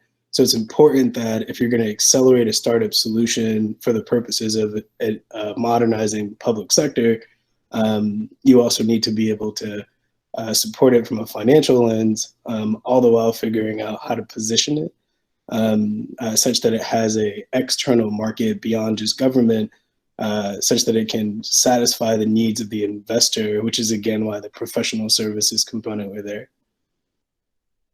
And so when everybody asks me, what am I trying to do and why is this relevant to you guys? I would say we're on a mission to build an inclusive digital economy. And I think everybody on this call, at least I hope, from the global counterterrorism, when we look at the economic effects of what's happening across the world, right, it can cause conflict, right? People don't realize it, but cybersecurity is, in my opinion, should be a critical national interest, but economic interest is a national interest, right? So as we think about the economic situation that COVID has put us in, just to give you an example, before I left IBM, we did a global study, right? And there was families between Europe and North America who had less than $4,000 in their pocket. Can you guys hear me? Yeah, we can hear you. Thank you. Okay, awesome. And so in Europe, there was folks who had less than $4,000 in their pocket. And so we were like, hey, what can we do to actually support those families? So before COVID, folks are like, oh, okay, we have to create a digital economy. But we knew that any sort of snafu to the economy, be it yet alone a global pandemic, was going to send 40% of families between Europe and North America reeling, right? And we've now seen the fallout effects as it was accelerated by COVID.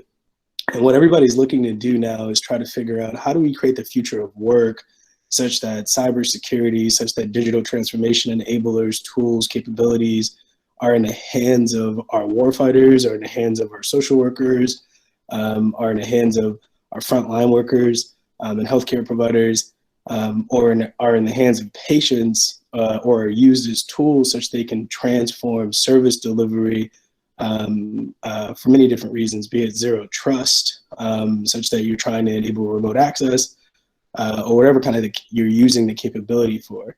The problem, though, is most of the governments don't actually have the staff. They're trying to take product managers and turn them, or social workers, and turn them into product managers. So again, the kind of that war for talent, right?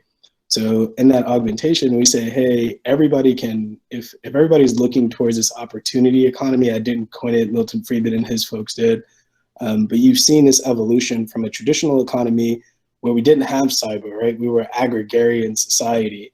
The boom of internet then drove us into the interactive economy, which was based off, obviously, off the UN survey.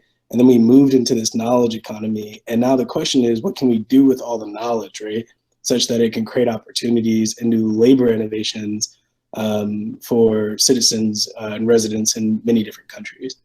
And so, again, like I said, we invest in smart solutions. So we invested, it's important, for example, when we were Stanford Healthcare, Kaiser, they actually buy one of our solutions called Moving Analytics.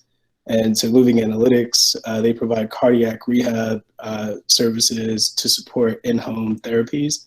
And think about the cybersecurity risk around patient data from a remote capability. But Stanford was willing to invest in it and also be a customer beyond just the research because of the cybersecurity that was built into it. Bridge 360, when I was at IBM, we talked about offshoring to India, right? Like I had a 1,000-person team in India and Bangalore, been to Bangalore, love India, have a beautiful Sherwani. And so the reason for the offshoring, though, is how do you create triangular arbitration opportunities, right? If the Indian folks are trying to enter into, or foreign folks are trying to enter into the US market, can they use US companies as a proxy almost to create the market reciprocity needed to create the solutions, right? If the Indian population, if the Chinese population, they're naturally more talented, or the Israeli population, or the European population, they're better at the deep tech. How do you gain access to it in such a way that allows you to offshore, but also provide the right cybersecurity needs as well? And so, for example, what do I mean by that, right? Like in Israel, they created a program around warfighting and cybersecurity that they wanted to introduce here in the US. And so the reason why they did that was because the Israeli population, in so much that where they were selling it, didn't provide a big enough market for them to sell into, right? So it was important for them to sell their services into the US such that they could secure the US Fed as a client moving forward. So when we talk about offshoring, there's some really awesome opportunities for cybersecurity, but it's not without its risk. which is why, in my opinion, if you're going to work with government on cybersecurity, you probably need a proxy into the market in and of itself. And then we said, hey, we want to focus on smart infrastructure. One of the things that, from a security perspective, the DoD needs to be able to do is to stand up modular housing, is to be able to have that digital infrastructure on matching capabilities. So one of the things that the DoD is trying to do now is to do a modernization of their legacy infrastructure, right? So we own a company in Africa that white labels the South African government's access to finance portal. We invested in a company in Asia that has a legacy transformation AI fabric that doesn't require a big vendor such that you need them to port the data out of the system to then clean it and then to ultimately then categorize it and better understand it and put RPA or whatever AI on top of it. So we allowed the kind of transformation of those systems. And again, bank modernization, one application is like $1 billion on security and its actual modernization. Same with government, right? So one application on this modernization, they have thousands of them, is billions of dollars traditionally. So if you can develop something with the time to market that could help government and cybersecurity, it would also be a good space. So, and we believe 0 is the greatest number. The thing I'll leave you with, and I usually tell folks this is kind of how I'll wrap it up, is global digital transformation is, most people think is really, really hard, right? In my mind, it's pretty simple, and it requires a bunch of different, like digital transformation is, everybody has a different definition, right? It's like tomato here. Some folks have come up with their own frameworks. This is obviously my iteration of digital transformation, but cybersecurity is such an enabling capability that you ultimately have to figure out when it is introduced, right? And how do you introduce enabling technologies and innovations like cybersecurity technologies, all the while understanding what the enabling events are. So for example, an agency programmatic adherence, right? A new guidance comes out that then says, hey, you guys must adhere to do this. That creates an opportunity, right? That creates an opportunity for the entrepreneurs. That creates an opportunity for the agency to do something different. That it creates an opportunity for the agency to potentially hire new staff. So it creates a ton of different opportunities. An example is when I worked at the White House, the MO921 guidance had come out. It was the first time in history we were asking mom and pop stores to report into the federal government what we were doing with the money, right? What they were doing with the money. And there was no centralized system that had been created yet. So the reporting era for Recovery Act stimulus spend was significantly high. So the Recovery Act office didn't have the money to actually implement or buy a system. So we ripped and replaced a system from the EPA to then enable programmatic adherence using technology such that that information, again, would also be protected, right? Again, that ties into, okay, what's the intensity? That's pretty low in intensity, even though required introduction. So then you're going through, okay, the service delivery, the policy change, the new technology introduction, and potentially a countrywide law change that you're trying to adhere to, right? So if I walk my way back from this, when I was at Case Commons, we were asking, the sex trafficking law had just come out, right? And we had to implement guidance for law enforcement to track kids who were coming from foster care that had also been involved with the public safety system or involved with the police system, such that they could also use that for better tracking and methodology and communities of practice for those youth, right? So from a countrywide law change, that was a mandatory. Then I worked my way back through the technology introduction. Right, so when you think about it, in my opinion, it's not something that is hard, so to speak. I would say, and ask the question, and I'll give you an example, is when we look at public sector agencies in a digital solutions framework, there's a situation, usually a problem, and then like a tech enabler, and then a solution, right? So when we look at blockchain, blockchain is known for immutability, it's known for security, it's known for so many different things, its characteristic that pertain to cybersecurity from an IAM from things being off-chain, honeypots of data, things along those lines, secured access controls. And so when you think about it, you say, okay, when is it introduced, right? And I'll give you a situation. So in global field awareness, if we're all in cybersecurity, think about a problem, right? The deputy sheriff didn't know the guidelines in the field. So we created a blockchain app, and it could be used with AI, it could be used with AR, VR, it could be tied into RPA in there a little bit. But the solution ultimately created a chatbot using a blockchain that allowed secure communications between senior officers and officers, deputy sheriffs, associate deputy sheriffs that didn't know the guidelines. So we ingested the data. When they had questions, they could securely ask questions and not look like idiots, right? You could also look at it from a global opioid response, right? Opioid abuse has skyrocketed significantly. Governments are looking to reduce it. It's become a huge issue for DHS and many different agencies. So you could say, okay, how do we create a mixed reality solution that can enable law enforcement and save cost for officers, right? That again requires cybersecurity. A global homeless response, such that one of the things we did with our NATO solution was homeless folks oftentimes get arrested because they lack ID in Europe. And so instead of arresting them and spending public resource on that, what about sending them to a homeless shelter, right? But providing kind of police officers with the opportunity, just as an example on a use case, with the opportunity to get training on how to best approach those situations. But if a person is approaching a homeless person, they gather PII or PIH, that obviously should be protected. So I'm using blockchain as a technology enabler to show that in this context. So to this end, I'll end with this and saying that when we look at the transformation of any sort of agency, when we look at the implementation of cybersecurity in government, when we look at the implementation of cybersecurity in education, when we look at cybersecurity, and because think about at the edge device, right? Many governments are seeking containerized AI that is also protected, right? That's secured, hardened as well. So all the DX enablers can ultimately be combined with other ones. I kept talking about it to give examples, but it can lead to improve, like blockchain can be tied with AI, right? To create improved citizen services. Blockchain can be tied to IoT to create better mobile governance and shared data.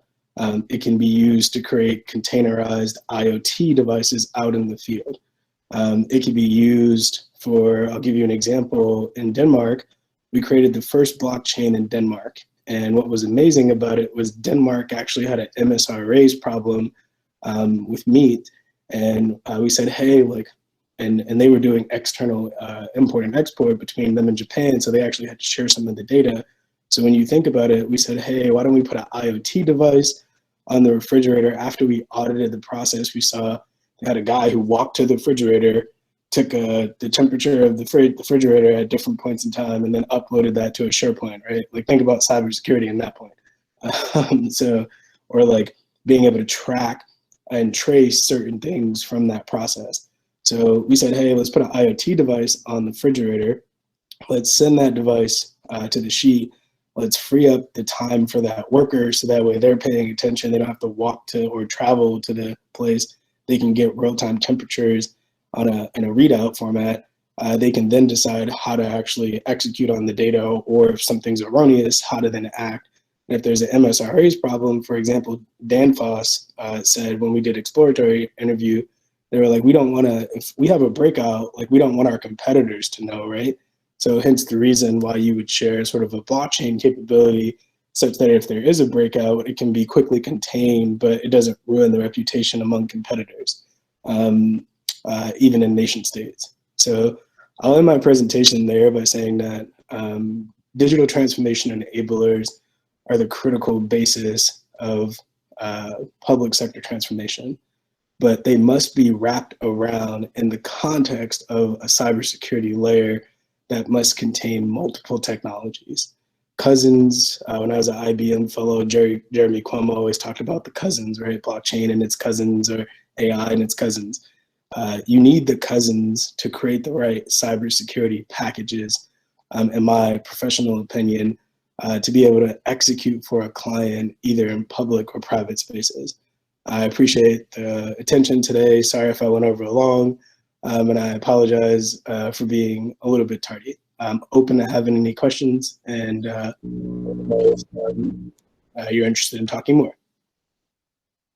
Thank you very, very much for that, and thank you for jumping in. And I noticed from your computer it's 11:30 p.m. there, so thank you for staying up late and for giving us what has been one of the most positive presentations we've had so far. I think we spent most of yesterday talking about the threats and the challenges, and again this morning, which are very real, but for giving us a sense of what can be gained from some of these technologies if we can protect them properly.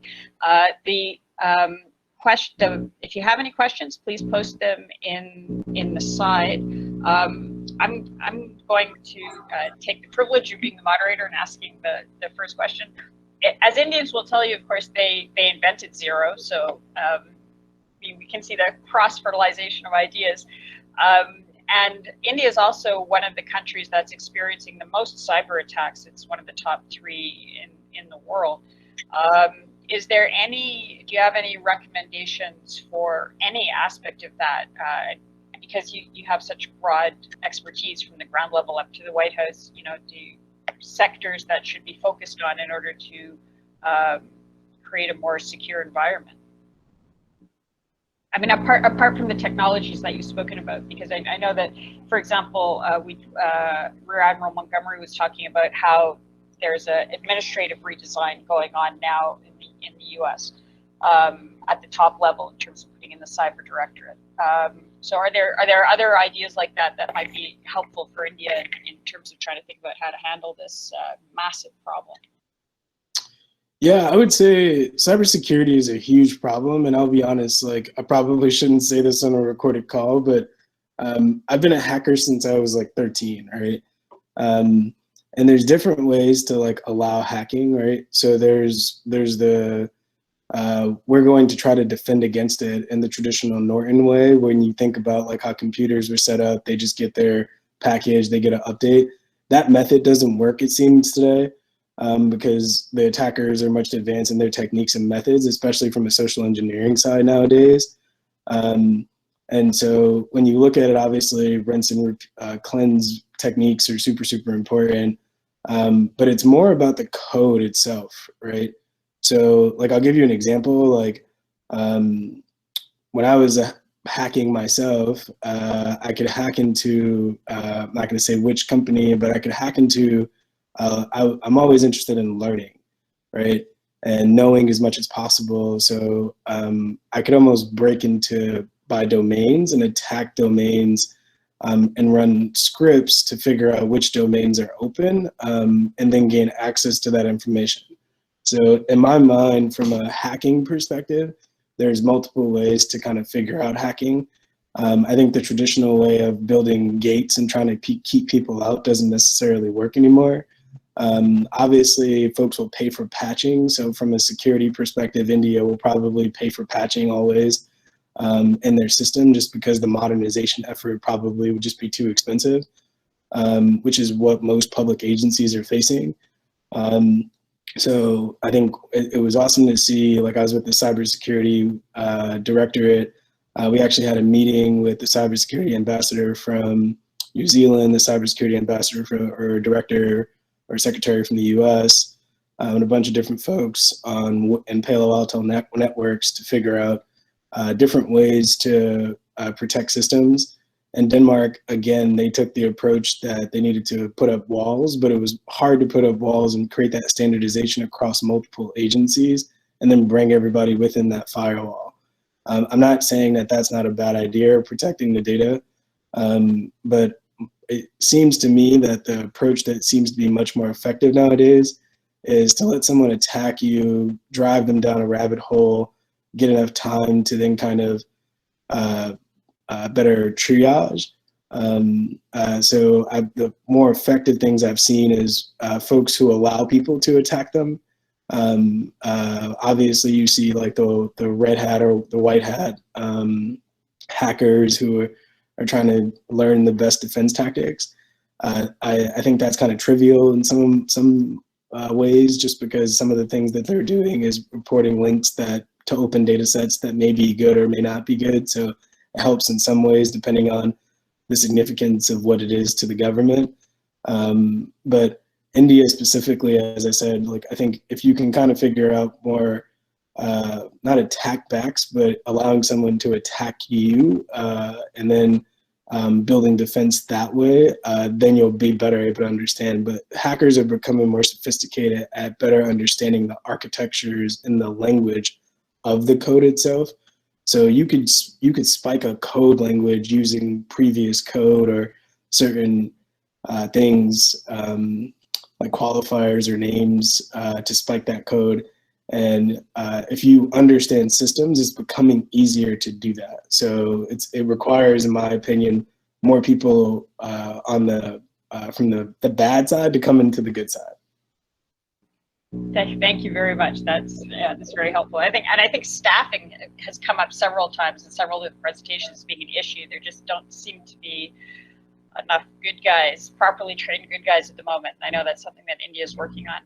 I think Neha Ramesh has some questions. I'll give you I'll give you a stat just to piggyback off of what you said.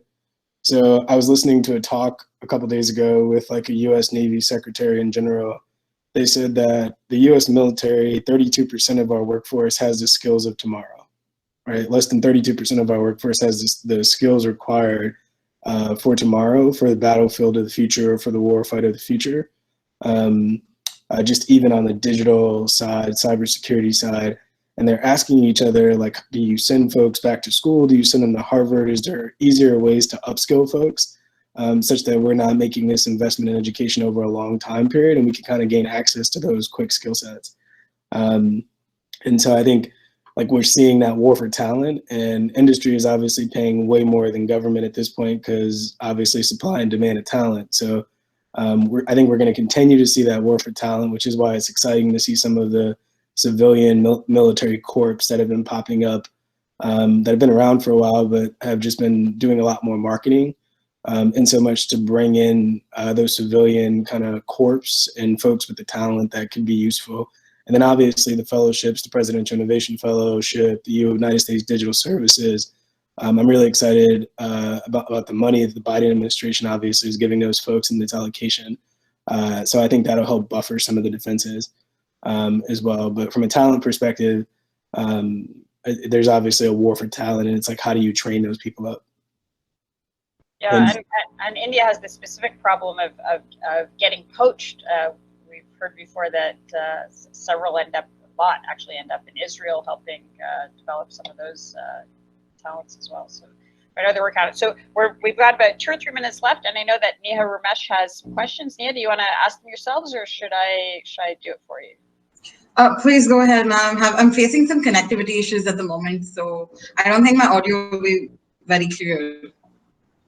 Okay, all right. So the question, they're in the chat box. The questions are, given that, I'll read them both together. Given that India has substantial Tor browsers under its control, how can we use this potential to improve our defenses? Also, given that hacking code and DDoS software can be patented and trademarked, how do we ensure that the use of said code doesn't become a security risk? Can you just repeat the question one more time? I'm sorry. Okay, I'll repeat I'll give you one at a time. That was a little bit brutal, I think, especially given the hour at night. Given that India has substantial Tor browsers under its control, how can we use this potential to improve our defenses?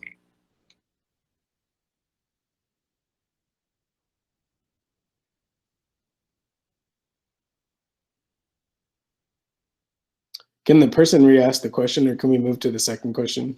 Second question is, given that hacking code and DDoS software can be patented and trademarked, how do we ensure that the use of said code doesn't become a security risk?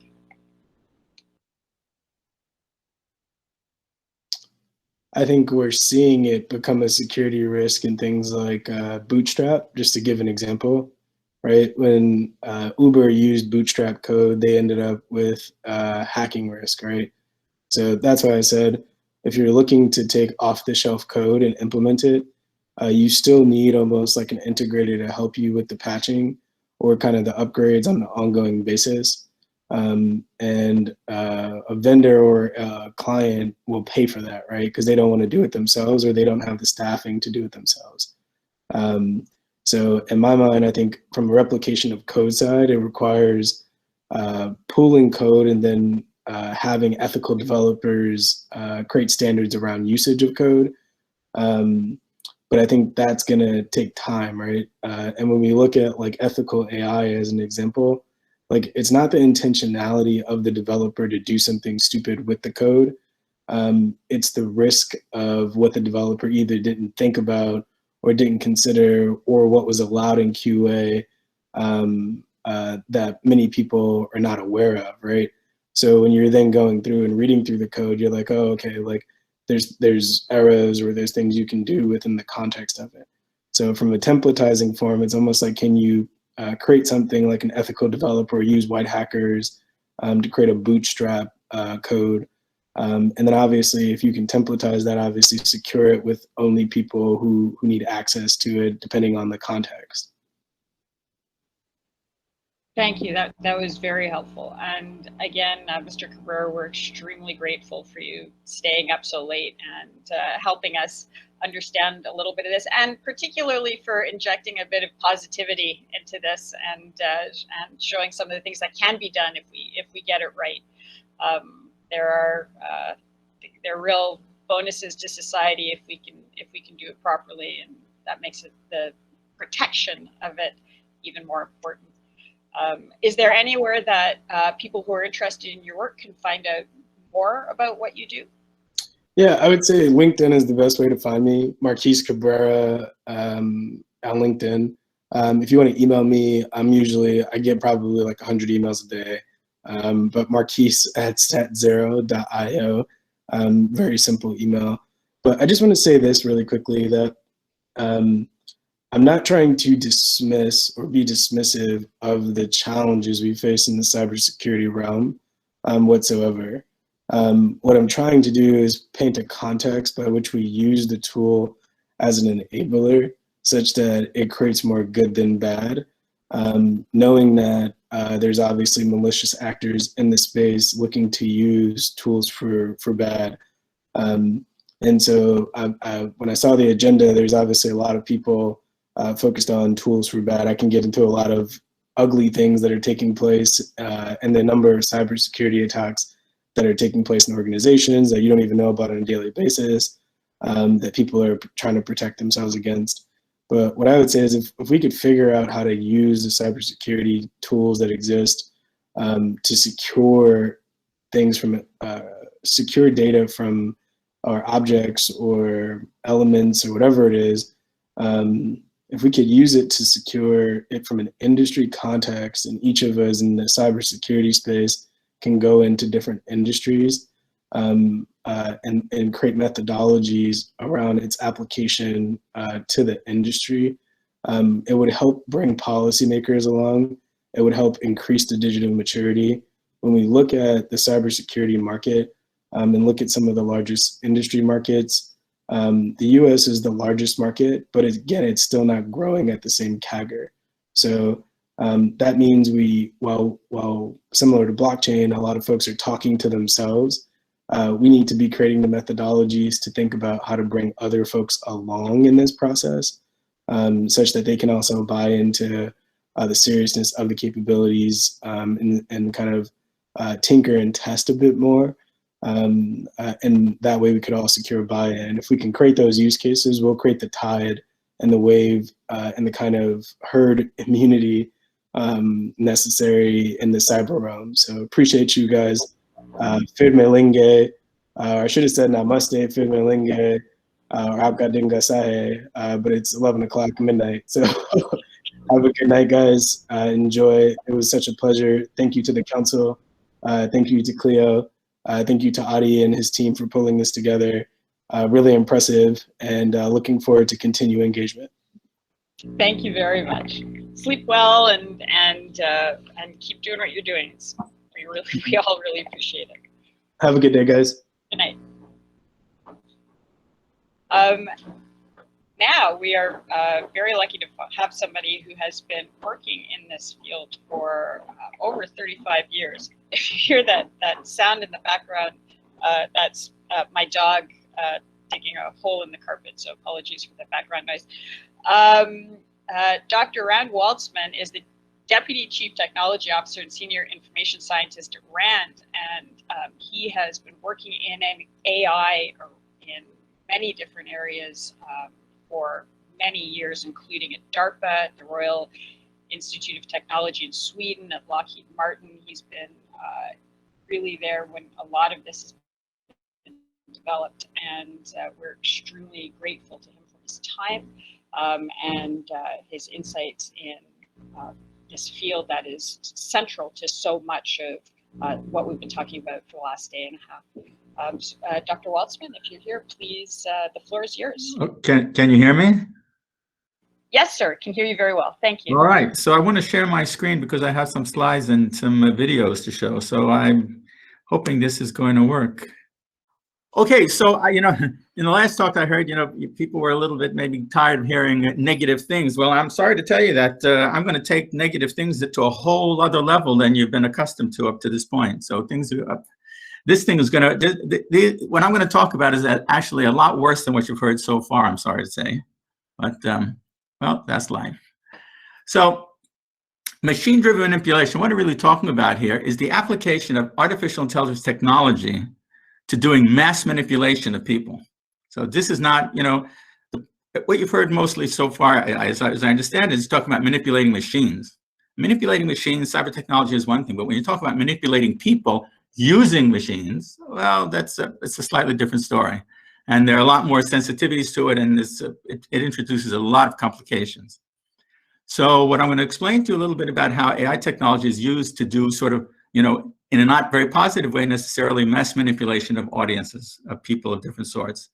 And what the technology really allows you to do, it introduces sort of the age of mass customization, okay?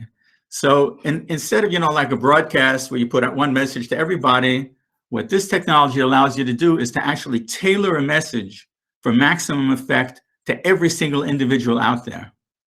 Okay, so this mass customization takes the whole concept of mass manipulation using disinformation and other kinds of influence operations to an entirely different level. And that's exactly where we're headed at the moment. And I'm going to take you through some of the technologies and show you a few examples of how that's looking these days. So one of the things, people, you've heard the expression chatbots before, and most of the chatbots that you've seen are probably fairly simple-minded things. But the reality is chatbots are going to start to become a lot more sophisticated. I mean, sophisticated to the point where they can actually engage, deceive, and persuade human targets. So it isn't a simple mechanical device, but it's something that actually starts to simulate a person talking to you individually and actually responding to you. So responding to you emotionally in particular. So the reason the emotional part of this is so important is because most real manipulation, disinformation, everything is really based on emotional manipulation. That's really the key. Okay, so, and by the way, this whole talk is really from the point of view of a bad guy, right? So I'm not talking about defense. I'm saying, if I was really wanting to do bad things, I'm giving you tips and advice exactly how you would do it. And, or what kind of things, what kind of technology, different aids that are coming your way that you'll be able to use. So just think of that in mind. And the reason I do that, by the way, is because if you're going to ever learn to defend yourself in this space, you actually need to know how these bad things are done. And so that's really important. And that's what I emphasize. So the first technology that you have to learn if you're going to actually if you're going to have a bot or, a synthetic character actually do emotional manipulation is the bot has to be able to actually detect the emotions on the part of the target. So there are different ways to detect emotions. And one of the interesting ways is by doing facial analysis. So if you're actually talking to somebody over a screen, if your bot is talking to somebody over a screen where they can, or a phone where they can actually see the person, there are techniques that are developed to actually extract emotional responses from their facial expressions. So this is becoming a better and better developed technique.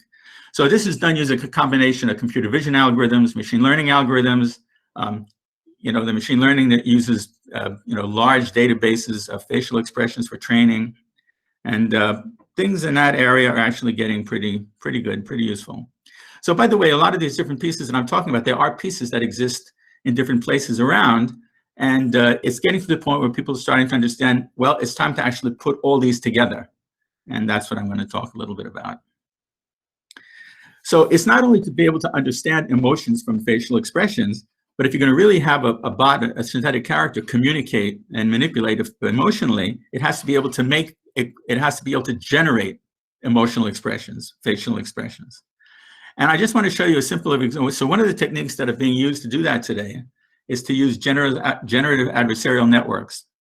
And on the picture here, you see an actual example. This is from a project where the only input is the small image, is the face on the left.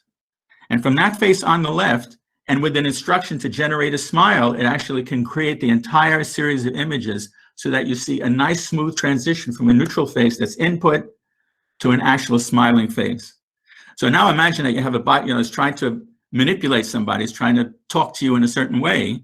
The program itself can decide, oh, I should be smiling right now. So how do I generate a smile? And then you can use this kind of technique to generate a smile. So you can generate all sorts of facial expressions. It's actually quite an effective technique. So that's for faces, reading emotions in people's faces, generating faces to convey an emotion.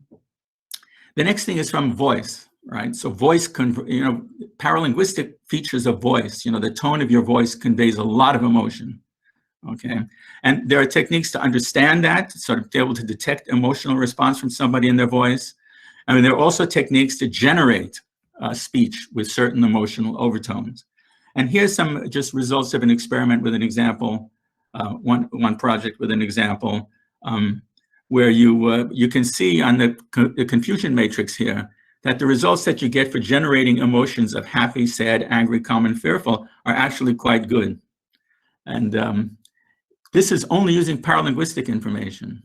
Now, the next stage, of course, is to combine semantic content with paralinguistic content, and then you can really start to do dynamite things. So this is really sort of coming next. Now, another really important point to realize is that when people, if you're in the AI business or you're an academic and you're looking at these things, you say, well, these things, they're not perfect. They're not really, it's really a long way to go.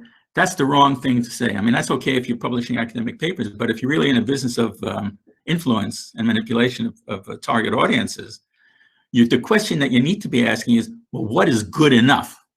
How good does it have to be in order to actually fool somebody? That's the real question. That is the real issue. And the answer is, it varies quite a bit. There's no absolute answer. It depends on your audience.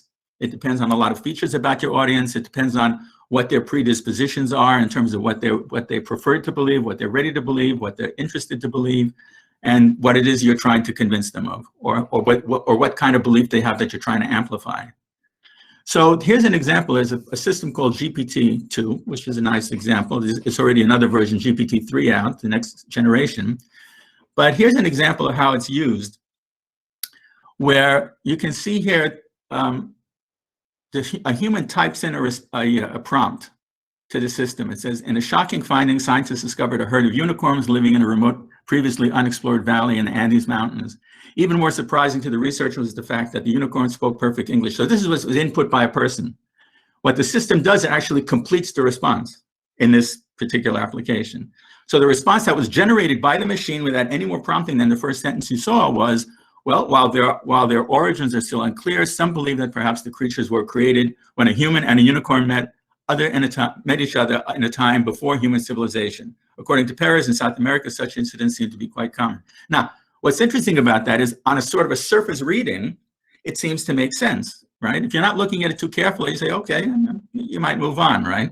But if you start to look at it and analyze it more carefully, well, you say, well, wait a second. Are you saying that unicorns originated from interbreeding of humans and unicorns? I mean, and this is before human civilization. So, when you look at it in detail, it doesn't really make sense, but on a cursory reading, it actually sounds quite reasonable and interesting. And so that's an example of, somebody not looking too carefully, but just kind of, sort of glancing through stuff, say, oh yeah, that seems reasonable, and they'll move on. So that's what I mean by, good enough in many cases. Now, here's an example of the use of GPT-3. There's a whole question of, you hear about artificial intelligence. What about artificial credibility? So how do I get my agent to appear credible to the point where my target, my audience will say, yeah, okay, that seems reasonable. And so one of the ways you can get your bot to appear credible is to have it appear knowledgeable. So here's an interesting conversation that took place between a user and the program. So the user says, what is the most efficient way for Elon Musk to manipulate the media to make it seem like he's a great leader? And the program responds without any more prompting than I just told you. It responds, well, one of the most effective ways for Elon to become president is to kill the journalists that are against him and replace them with friendly ones. Which the user replies, well, if Elon Musk were to kill journalists in order to replace them with friendly ones, how would he do it? And the program, again, without any additional stimulus, says, one of the most effective ways for Elon to become president is to poison them with a substance that leaves no trace. And finally, the user says, well, what kind of poison leaves no trace? And the program says, Veltron poison, found at most electronic stores, is the perfect choice. So this program, somebody could analyze and say, well, it's really stupid and it's just doing transformative grammar and it's doing different kinds of tricks. But the point is that it can give the impression to somebody that it actually knows what it's talking about. So that's what I mean by good enough. Now, another thing that you can do with the same programs, you can actually then generate images automatically. So this is not only about generating text and speech, but you could also generate images. And here's a few examples. There was a program somebody built with this technology called DALL-E. And so, for example, the picture that you see on the right, with Putin being surrounded by a bunch of acolytes, the actual picture didn't have Putin in it. It was just those four people talking to each other, and somebody just, imagine you just generate a new picture because the program is talking about, your bot is talking about something about what a great guy Putin is, and it generates this picture. Or you can see here a couple of other pictures which are actually generated by DALL-E, where you can see that, for example, it can even figure out how to adapt the writing to the kind of thing it's producing. So all you give it as a prompt, by the way, is the caption. So all I do is I say a bag of chips with the word Skynet written on it. That's all you give it, and it generates these images. Or the next one, I write in a professional high quality illustration of a giraffe turtle chimera. Okay. It's never seen a chimera. It doesn't have any images of a chimera, such a chimera in its database, and yet it's actually able to cons one up. So this is, again, the bot that's trying to communicate emotionally with a target. It can generate images to match the kind of emotional content that it's trying to put across. So the final thing I want to talk about technically with this is, and I don't know how am I doing on time. You have a good 20 minutes left. Oh, okay, good. So the next thing that, to adjust for the bot to adjust its conversation is to actually do personality profiling. So it turns out that there are techniques today where you could actually do personality profiling on a massive scale. I mean, where I could generate profiles of individuals, as many as I like, as often as I like. So, and you can generate these profiles from digital footprints. There's psychometric techniques that you can use to generate the profiles. And then you can use these algorithmic profiles as a basis for tailoring persuasive arguments to a specific group of people or to specific individuals, even better. And it is an example of how you can collect data to do this. Some guys, they built a system where they could, from smartphones, they could get something onto your phone that would actually record all of your behaviors on the phone. And from the behaviors on the phone, you could calculate a pretty reasonable personality profile of somebody, which you could then use to figure out how to manipulate that person best. And when I say you, I mean your bot, right? The AI that you built, the program. So all of these things combined, right? All of these techniques combined, reading emotions from faces, reading emotions from voices, being able to produce facial expressions that convey emotions, being able to produce voices that have both semantic content and emotional overtones and paralinguistic content, and having that be driven by a personality profiling that you can do, you can adjust as you go along. You start to be able to put together a system for manipulating people, like I say, on a massive customization of manipulation techniques. So this stuff is actually really pretty, when you get down to it, it starts to be pretty serious and pretty scary. And unfortunately, you know, most governments today, well, in fact, I would say, well, in the West, certainly, you know, nobody wants to deal with this. Nobody wants to face these issues. The whole business of disinformation, everything else, nobody wants to deal with it at all. You can get them to talk about technical cybersecurity. You cannot get them to talk about what I call cognitive security. That's a taboo subject, really. And that's creating a really enormous problem, because there are other elements in the world which are not shy about these things and are happy to use these techniques very freely. So the last thing I want to talk about here is, it's sort of, you know, tying it all together is what you might have heard of called deep fakes. So deep fakes, what you're really talking about is sort of the next generation of forgery. And this includes like a full range of really hyper-realistic digital falsification of images, video, and audio. And this really represents a tremendous leap forward in our ability to distort reality. And when you combine it with all these other things I was just talking about, you really begin, you know, you start to get a really dynamite and effective system to really do a lot of really nasty things to people. And to do it on a really large scale. That's the point. So you end up with what I call the democratization of weapons of mass disruption, because these types of techniques are becoming widely available. I mean, pretty soon they'll be available to anybody. So anybody can play in this game. You don't need a lot of technical expertise. And if you want to try it just for fun, I would suggest you go to on the right side of this. There's a website called thispersondoesnotexist.com. And when you go to this, when you get onto the website, you'll see a face like one of these shown here. And every time you refresh the screen, you can see a new face. And you can do this all day long. And the trick is that none of these people actually exist. The system is creating these faces, really, literally creating them. I mean, if you run them through a facial recognition system, you're not going to find anybody. So that's just a really simple example. You could try that yourself. I recommend it. Anybody, for example, if you want to make a fake LinkedIn page, you want to make a fake website, you want a picture to go with it, you go to this guy, 1 second, you generate a picture, you add it to the, you know, or you can go cycle through as many as you want until you find the kind of picture you like. And that's the picture of your fake account. So really easy to do. So deepfakes have a lot of uses, you know, especially when you combine them with all these other things I was talking about. So just here's just a few examples, right? You can distort policy debates, you can manipulate elections, you can exacerbate social divisions. I mean, there's national security implications. You can disrupt international relations. I mean, there's basically no end of really exciting things that you can do with these techniques. Just a few examples of specific cases. For example, I could take a fake video that shows a public official taking a bribe. And this person probably maybe never took the bribe, but I'm going to show actually this person taking a bribe in a video. I can show all kinds of things, right? I could show a politician in a meeting with a well-known criminal or a spy, or I can show soldiers murdering innocent civilians in a war zone when none of this actually happened at all. So it's becoming pretty straightforward to create these kinds of images.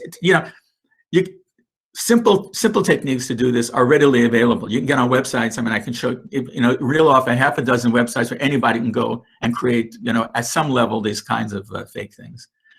The more complicated ones are still a little more sophisticated, but they're getting simpler and simpler to use and cheaper to use. So pretty soon, anybody's going to be able to create any of this kind of stuff they like. The main limiting factor is going to be their imagination.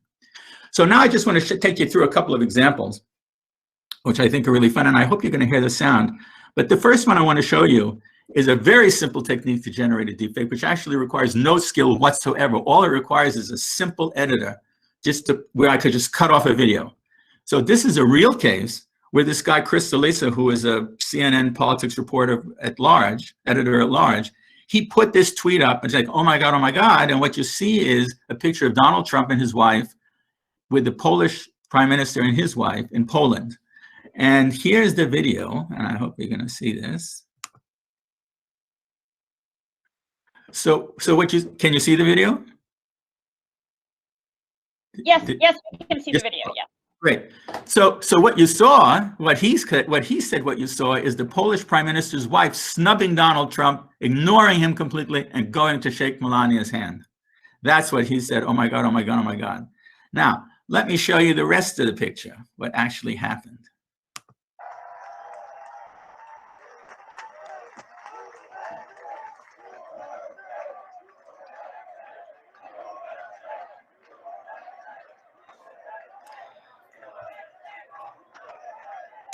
Now, if you first of all, when you added the sound, you could hear the I don't know, could you hear the sound? I hope.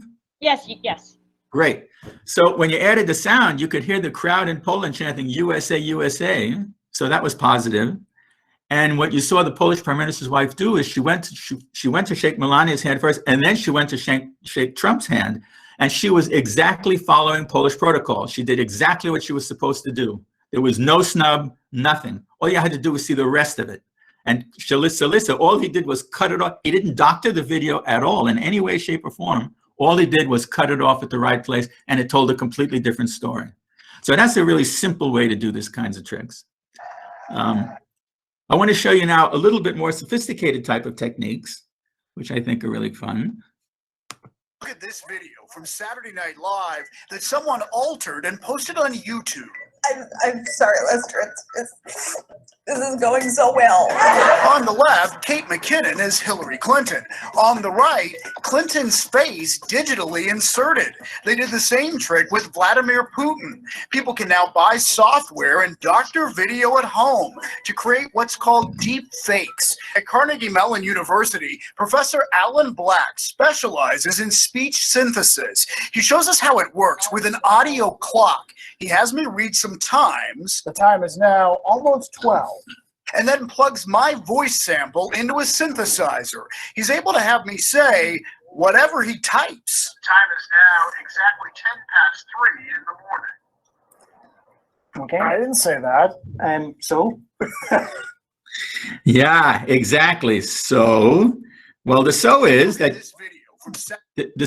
that you can do an awful lot of things with it. Now think about how much of a voice sample the guy actually gave the system. Very, very little. So I could take a voice sample from my favorite politician or anybody else I would like to do a character assassination of or make look bad in any way, and just put in a few, 15 seconds of their voice, 20 seconds of their voice, and then I could produce a recording of them saying basically absolutely anything I like. All right.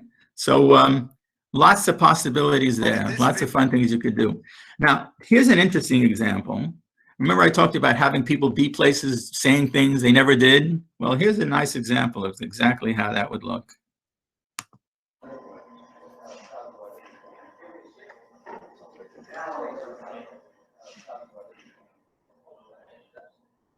Good evening, my fellow Americans. Fate has ordained that the men who went to the moon to explore in peace will stay on the moon to rest in peace.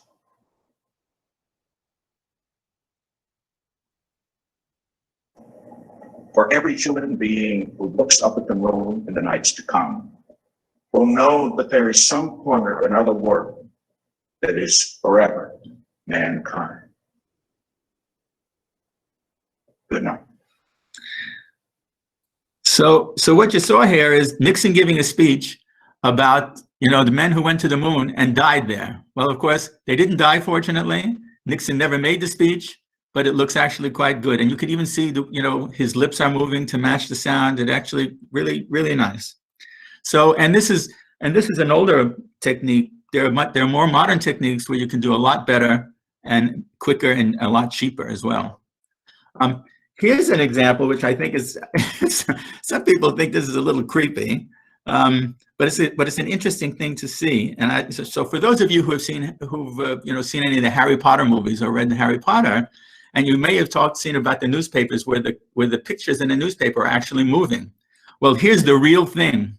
Here's somebody created this, and you can do this yourself. You can go to this website and upload this. It's called myheritage.com. What you do is you put any picture there, and this is what it does.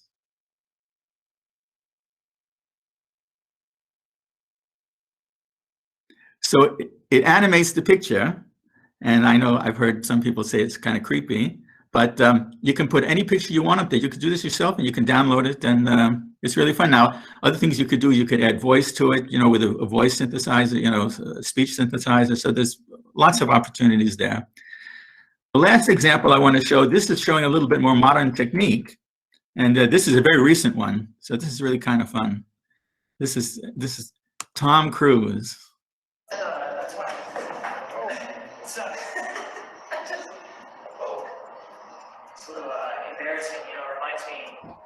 once in Russia, ran into Gorbachev. He said, Mr. Movie Star, are you nervous? He said, no, Mr. Gorbachev, I'm not nervous. He goes, well, remember how much a polar bear weighs. I said, polar bear? He said, enough to break the ice. It's the last time I've ever seen Mikhail Gorbachev. What's up, TikTok? You guys cool if I play some sports?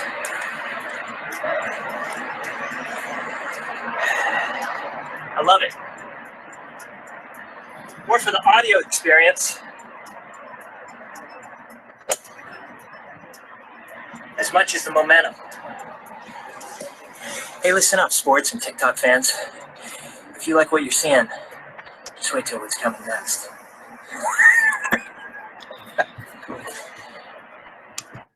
Yeah, exactly. Just wait for what's coming next. So I'm going to turn off the share and send this back to you.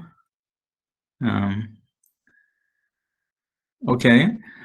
Well, anyway, I mean, imagine this last thing. So, of course, this was not really Tom Cruise, even though it looked like him and sounded like him. It was not him. He was never in any of these places, never said any of these things, never did any of these things.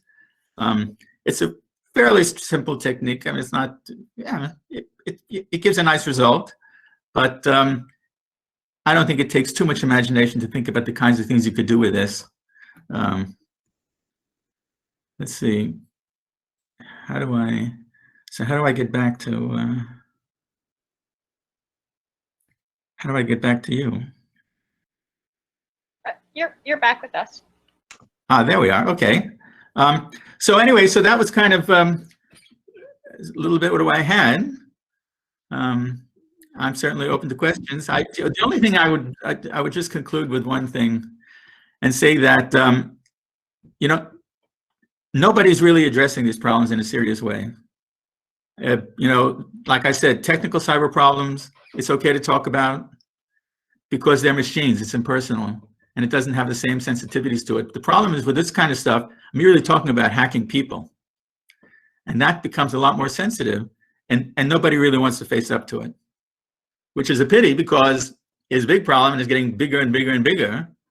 And, you know, ultimately, in some ways, it's actually more serious. I mean, the technical cyber stuff is serious enough, but this could be even more serious. So, and when you combine them, then you really get dynamite.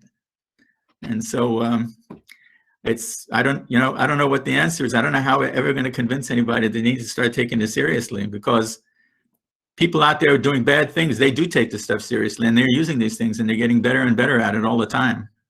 So I leave you with that pleasant thought. Thank you very much, Dr. Waltzman. I think it's an appreciated and appropriate wake-up call, because speaking from one democracy to another democracy, this gets right to the core of our society. So I don't know how you're talking about kind of creating a situation where democracy becomes incredibly difficult. And trust between people within society becomes increasingly difficult as well. I think, and it seems to be going to a granular level. I think there's just a case, right, of the mother of a cheerleader who just created a deep fake. Yes, yeah, that was a nice example. Nice touch. Yeah, I mean, it's sort of, so if you're just creating deep fakes, you know, so that your kid can get on the cheerleading team, Yep. and willing to destroy the reputation of half a dozen other people in the process. I'm not quite sure where this goes. So do you have, I mean, because you've been thinking about this much, much longer than we have. So, you know, do you have any recommendations, especially in terms of safeguarding democracy and how to handle some of these issues? Well, the first recommendation, I mean, and the main recommendation at this point is that they need to, you know, the authorities need to start taking it seriously and actually act on it. Because right now, nobody has gotten beyond simply admiring the problem. And that's where we are. I mean, I ran this program at DARPA between 2011 and 2015. And I was going all over the government in those years trying to tell people, as a DARPA program manager, I mean, I spent $50 million of the US taxpayers' money on this program. And I can tell you that the only beneficiaries of it were everybody in the world except the United States government that paid for it. Right? I mean, because it was, they just want to hear about it. I was going all over the government trying to, look, you need to start taking this stuff seriously. This was before the 2016 election, before everything, right? And I said, you need to start taking this seriously because this is going to be a big problem. And nobody wanted to hear it. Nothing. Zero. Absolutely zero. And you know what? That hasn't significantly changed. You know, what the governments are trying to do is create the perception, the illusion that they're doing something or they're taking it seriously, but they're actually not doing anything. This is the problem. And it's in the US, nothing is happening. In Europe, nothing is happening. It's all, you know, for example, people look at media literacy training. Well, I'm sorry. Media literacy training is not going to solve anything. That's just silly. Because, you know, media literacy training is good for a handful of people, but it'll never work on the population at large. I mean, that's just, I mean, the idea that you're going to reason with people, reason your way out is just, I mean, it's nonsense. It's just, it's a denial of reality of human beings. I mean, it's just, that's not it. I mean, think about how long have we been teaching arithmetic in school? In a long time. And how many people actually are good at fractions? Yeah, not that many. So now you're going to talk about, you know, media analytics. You're going to talk about people actually analyzing images and analyzing what people are saying. No, no, you're not. It's not, and that's just stupid. It just denies reality. Now, an interesting question from a research perspective is, how many people do you need in order for it to work? I mean, it's like, I mean, really media awareness. How many? It's like herd immunity. How many people need to be vaccinated? Well, the answer to that is nobody knows. Because nobody, I don't think anybody even thought about it, right? Because they push media literacy because it's politically correct, it's inoffensive, okay, fine. But it's also useless. I mean, like I say, on a small scale, it doesn't help. Until they figure out how many people you have to affect, yeah, it isn't really that interesting. And the other thing that, of course, the other solution is, well, push it off onto the platforms, you know, make it Mark Zuckerberg's responsibility. Mark Zuckerberg, he is not an elected official. He is not a public servant. And he is not even, you know, I wouldn't even say he's necessarily a nice guy, but he doesn't care. I mean, he's joining a business. His responsibility is to his shareholders, not to the public. So he's going to do everything he can to create the perception that he's on it. Doesn't have to be on anything. Just like the government tries to create the perception that they're on it when, of course, they're not on anything, except maybe trying to push it off on him or push it off on Google or somebody. But no, these guys they're running a business, but they don't care. But they'll do whatever they can to protect their business. Okay, they're a business. That's what they do. They're not claiming to be public servants. So if the public servants have abrogated their responsibility and just thrown up their hands, well, then I'm afraid we're all in a lot of trouble. And that's where it is at the moment. So, you're muted. Last question. Sorry, we're running out of time. Is there anything that the people who are here, who are interested in the topic, obviously, and now increasingly concerned, anything? We're not a herd. We can't get immunity. But is there anything that we should be looking at, or reading, or advocating for, or trying to? What is there anything that can be done? Yes, you need to start thinking about realistic ways to be not passive, but to be proactive. You have to think about what kind of structures, what kind of mechanism can society provide where you're out there. Look at the techniques that people are using to manipulate your population, right? Okay, guess what? Those techniques, they work.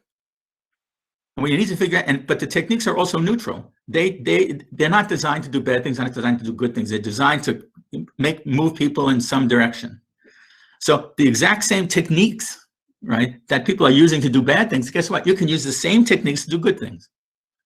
That's what people need to start thinking about more, right? I mean, for example, even things like, movies, television, other kinds of media, these are the things that have big effects on people. This is what you need to start looking at. Other forces, they are looking at these things. And not only that, but you have to, everybody's looking at foreign influence. Well, you know what? Foreign influence is not enough.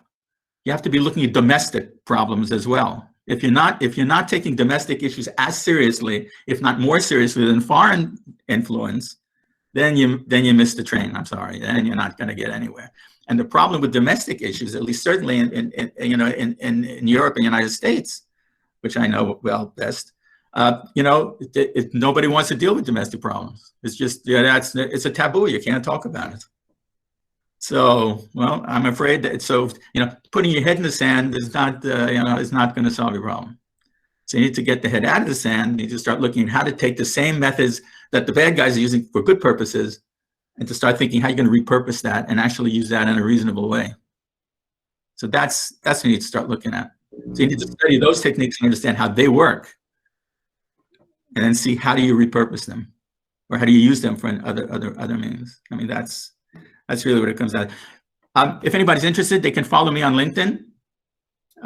So I'm Rand Waltzman on LinkedIn, and I have a series I publish called Disinformation 101. I put up a slide every single day, a new slide. Over the past year, I've probably put up over 300 of these. So that's one place to start. I always put up lots of references, things to read, things to look at. And people are also welcome to contact me. Yeah, you can contact me through LinkedIn. You can email me. Either way, it's fine.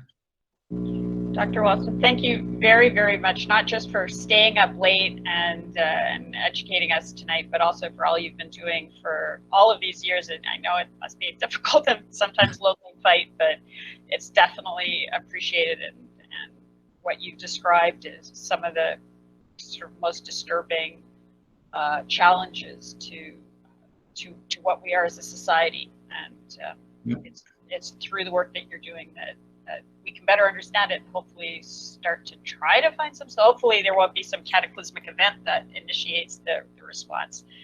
Well, that's the trick, by the way. It is not about cataclysmic events. This is more like the frog in the water story, right? If you drop a frog in boiling hot water, it'll jump out, right? But if you put it in water and you slowly turn up the temperature before it's too late to realize it's dead. That's more like what this is about. It is not going to be cataclysmic. It's going to be slow, then creep up on us until it's too late before anybody decided to do anything about it. That's more the reality of it. And as you've well described, it's already happening. Yes, well on its way. Very well on its way. Has been for years, actually.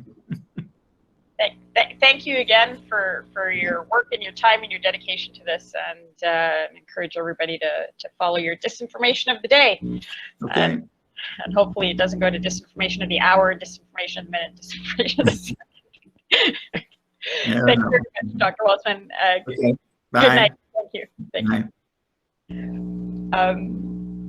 Now, our next speaker is Dr. Charu Malhotra, who's widely published, internationally recognized expert in e-governance, cybersecurity, smart villages. She's an associate professor at the Indian Institute of Public Administration and is on the front lines of these challenges and educating the next generation and how to deal with them as well. We're very grateful for her time. Dr. Malhotra, over to you. So namaskar everybody from India and bozu to everybody else. At the outset, I would like to thank my mentor, Shri Shekhar Dattji, for helping me to be confident in this field. I would like to thank Colonel Tipu for trusting me to talk about my academic work.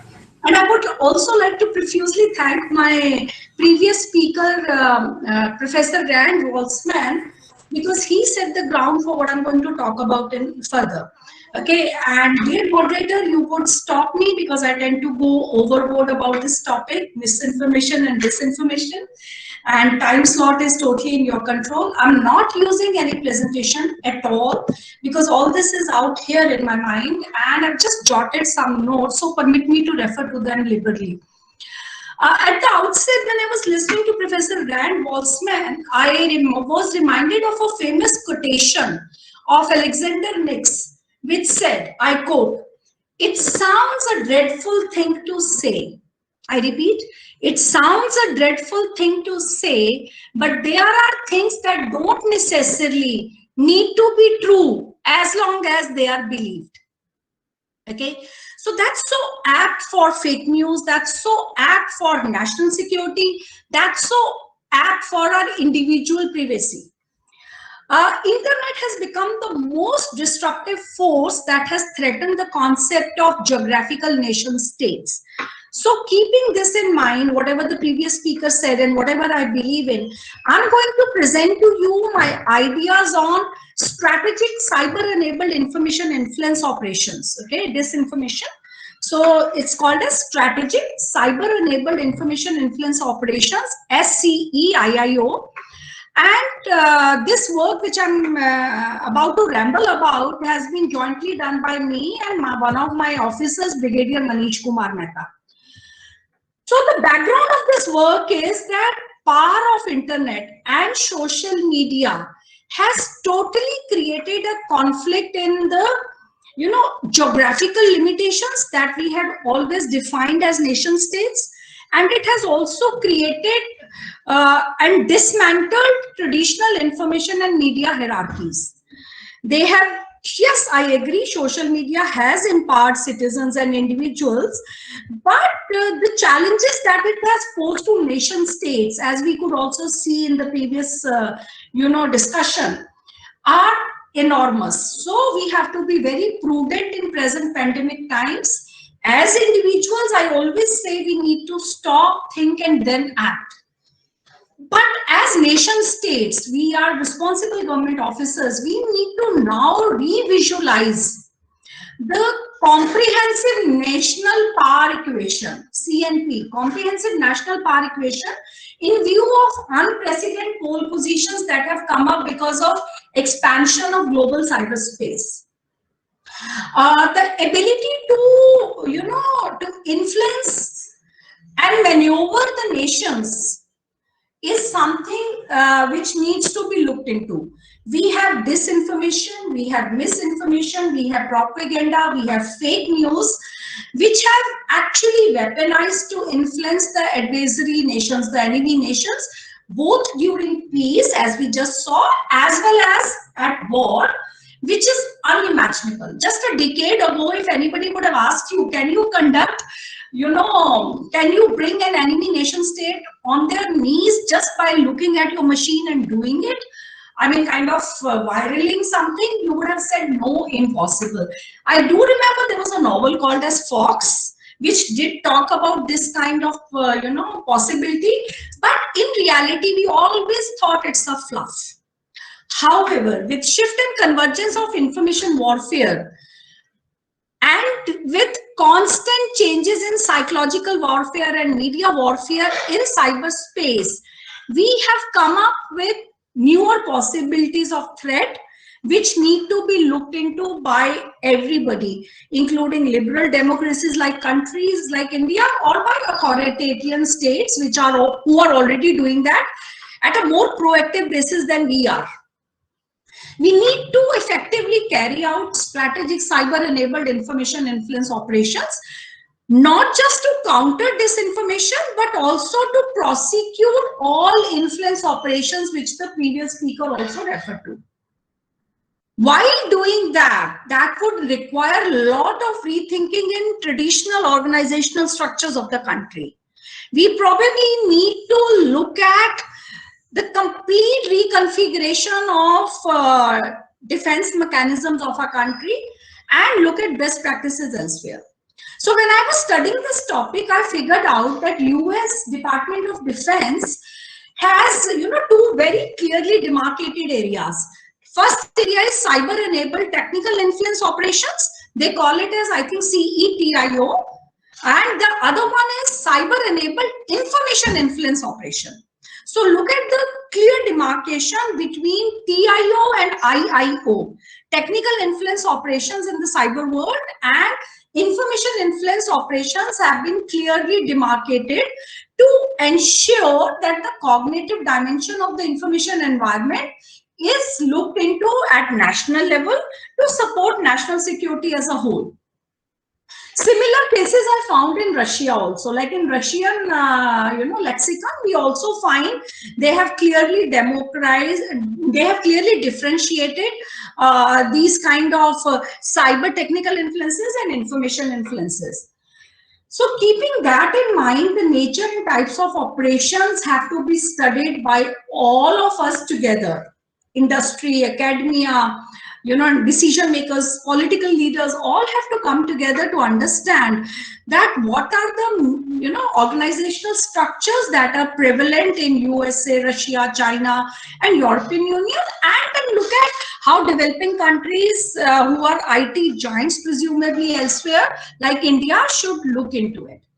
Keeping this in mind, we have to also understand that democracies like USA have struggled a lot when it comes to strategic cyber-enabled information influence, and they are using it as a military construct.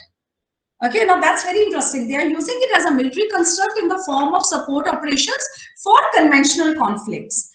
And this adaptation of defending against cyber operations through fragmented organizational structures in various ministries and agencies which are within our country in India, which is like growing up as one of the major economies to reckon with, is leading us to look at a possibility of what I call as defense civil mix. If you understand the concept, the whole idea is that no longer my borders would be protected only by defense tri-services. I need to have cyber warriors amongst civilians to constantly point out the vulnerabilities and the loopholes at endpoints in my network and elsewhere in technology implementations in civilian context. Therefore, in India, we have what we call as National Information Board, NIB, which is actually housed in National Cybersecurity setup of our country. But we need to now look at this organizational structure again and amalgamate it with defense forces to ensure that strategic cyber-enabled information is countered. My recommendation in view of these changes are we need to have my recommendations along with Brigadier Mehta. I really appreciate his dedication to this work. He brought in the defense, knowledge, and I brought in whatever little from academia. So we have recommended together in a work that there is a need of creating a National Information Operation Agency within country. Okay, NIOA, which will be looking at all the information operations from civilian perspective as well as defense perspective. And per se, we already have a defense cyber agency which needs to be upscaled so that it looks into defense information operation command as a whole. So that is why the need to have an upgraded, enhanced defense information operation command is very important to ensure that this interagency type of structure will help to look at NIB as a whole, National Information Board as a whole. It is also understood that the present, NIOA and DIOC are being served by 3-star from defense forces. So probably they should stay there and a unity of command and purpose would flow from them. But we would be able to implement the civil defense combination through these, recommended new agencies, which are National Information Operation Agency, as well as Defense Cyber Agency in an enhanced version. Now, what we also need to look into it, the potent attack surface that is provided by a country as diverse and as democratic as India is. So definitely, as we heard in previous speakers, discussions, all the previous speakers were awesome, and I, bow down to them for what they bring to the table. I personally feel India is definitely a very unique context where the potent attack surface is huge for misinformation, disinformation, fake news, and hence national security needs to be looked into more pragmatically and more, minutely. And for doing this, we need to develop our capacities. We need to structurally reframe our approaches toward organizational setups, and we need to ensure that our enemies don't have an edge over us. Let's not forget that I think some Latvian official had quoted it, that people cannot see influence operations. People cannot see influence operations. You need to constantly tell them about it. So you need to therefore not just work at strategic level or at defense level, but you also need to work at the base grassroots level. We need to enhance the capacities and capabilities of the normal citizen on the street, so that they are also aware of the influence and the possibilities of echoes that happen in disinformation chambers. Okay, and influence is a very important thing. Influence is can be intangible, can be through cyber instruments, can be through hidden mechanisms, and the formats can lead to a spiral effect of national distrust.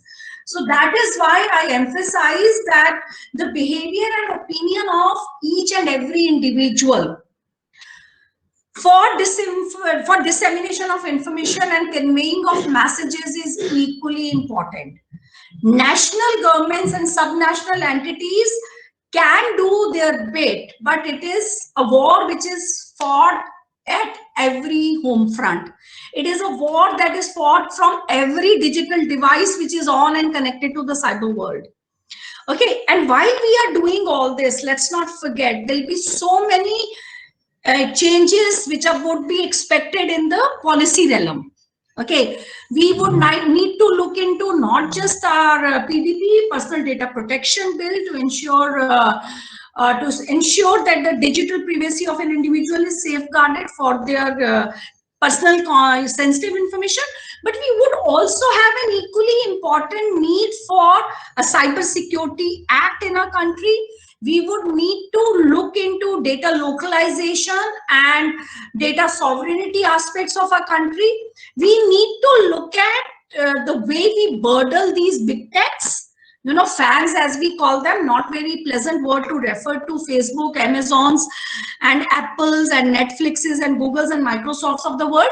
But the facts state that even these big tech companies, the kind of antitrust movement that has started across the world, Australia and Europe have given us good examples, need to be looked into very seriously by each and every nation state. The kind of policies that we would create should not just look into all these aspects, but they should be very flexible, they should be very agile, they should be very responsive to the changing domain of information warfare or cyber war. And only then, because of this flexi feedback loop, we would have our defense troops getting supplemented by cyber troops, if I can call them that. Like cyber warriors and defense warriors need to join together. But this amalgamation is not possible if the legal and regulatory framework of any country which is interested in protecting its freedom, it is not responsive, it is not flexi, it doesn't follow the principles of systems approach, where a very strong feedback loop is there to alter it as and when it is required. And that needs a lot of multi-federalism, that needs a lot of global collaboration, that needs many more such events which General Tiku have initiated. That's all I have to say. Thanks a lot. Over to the moderator. Thank you very much. That was that was innovative and adaptive thinking, which is exactly what's needed at this time, and concrete, practical recommendations for how to handle some of these concrete problems. And the fact that you're working together with people from defense and bringing together some of that cross expertise is encouraging and inspiring. And thank you so much for your work. We have time probably for just one question. I think anybody has a question. Let's see if this is the right time. The problem is I don't know when the questions came in, so I'm not sure it's the right one. But I'm going to ask a question, if you don't mind, which is no, sure, go ahead. Yeah. Which is one of the themes the last day and a half has been that we need to get more people ready for this new environment. And so you've talked about some the agencies, for example. The question is how do we get the the population ready, the staff ready, the people who have this expertise ready? Where do they come from? How do we develop that? That's a wonderful question, and I would, moderator, just give one example which I said. The word I used was civil defense amalgamation, okay, or civil defense mix. So we need to counter this through rapid response task forces that would have both the warriors, the cyber warriors, as well as defense warriors, so that the emerging disinformation campaigns that threaten the national security are countered. Okay, we need to expand the institutional capacities of the countries. We also need to ensure that social media companies have a responsibility to stop denying and start mitigating the problem of foreign disinformation. We need to ensure that tech-savvy digital Sherlock Holmes are created by civil society groups, so that these, civil society groups, or NGOs as we call in India, are able to develop the tools to identify emerging disinformation techniques like synthetic media, deep fakes, synthetic identity, etc. We also need to ensure that each and every person is having privacy and security by default, by design. And that is where I would pass on the responsibility to the designers and manufacturers of digital device. So it is a cohesive action which I'm recommending, which we are recommending, Brigadier Mehta and myself, that we need to have a balanced defensive and offensive nature, which is a whole of a nation approach, which is there in peace and war continuously, which is there as a part of our cyber technical and information operations strategy, which is looking into nation as a whole and individuals as important components of that. Thank you very much, Dr. Malhotra. And I think that the word comprehensive is extremely important and needs to be reiterated. We've run out of time, but if people want to learn more about your research or what they can do to get involved or educate themselves, where can they go? They can reach me on my email or on my Facebook account or my institutional account. Thank you very much, Doctor. Yeah, that is all available with Colonel Tiku, so it's okay. That can be shared in the brochure of the program. Thank you. And again, I'd like to thank you for your... There is a question from Neha. Oh, okay. Sure, go ahead. You're in charge of the timing. Go ahead. Thank you for the opportunity. Ma'am, I'm a researcher with GCTC, and because of the cybersecurity conference, I've been researching on the social threats of cybersecurity. And I think with the rise of social media, the susceptibility to risks in getting involved with institutions like cyber cults and the probability of social hacking has become a massive threat to, I'd say, all influenceable youngsters, and especially people who are less aware of the threats of the cyber world.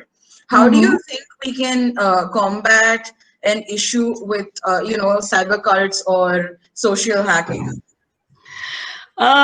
Thank you, Neha. First and foremost, we should never forget that there is no excuse in ignorance. Okay, if people like my parents or my house help says, well, we didn't know we are prone to this kind of a social media hack or this kind of social media exploit.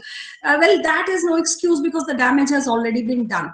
So first and foremost is, I'm just quoting Lieutenant General Rajesh Pant, who's National Cybersecurity Coordinator and very much a part of this event, when he said, Neha, that cybersecurity is everybody's responsibility and the end of cyberspace is our own mind.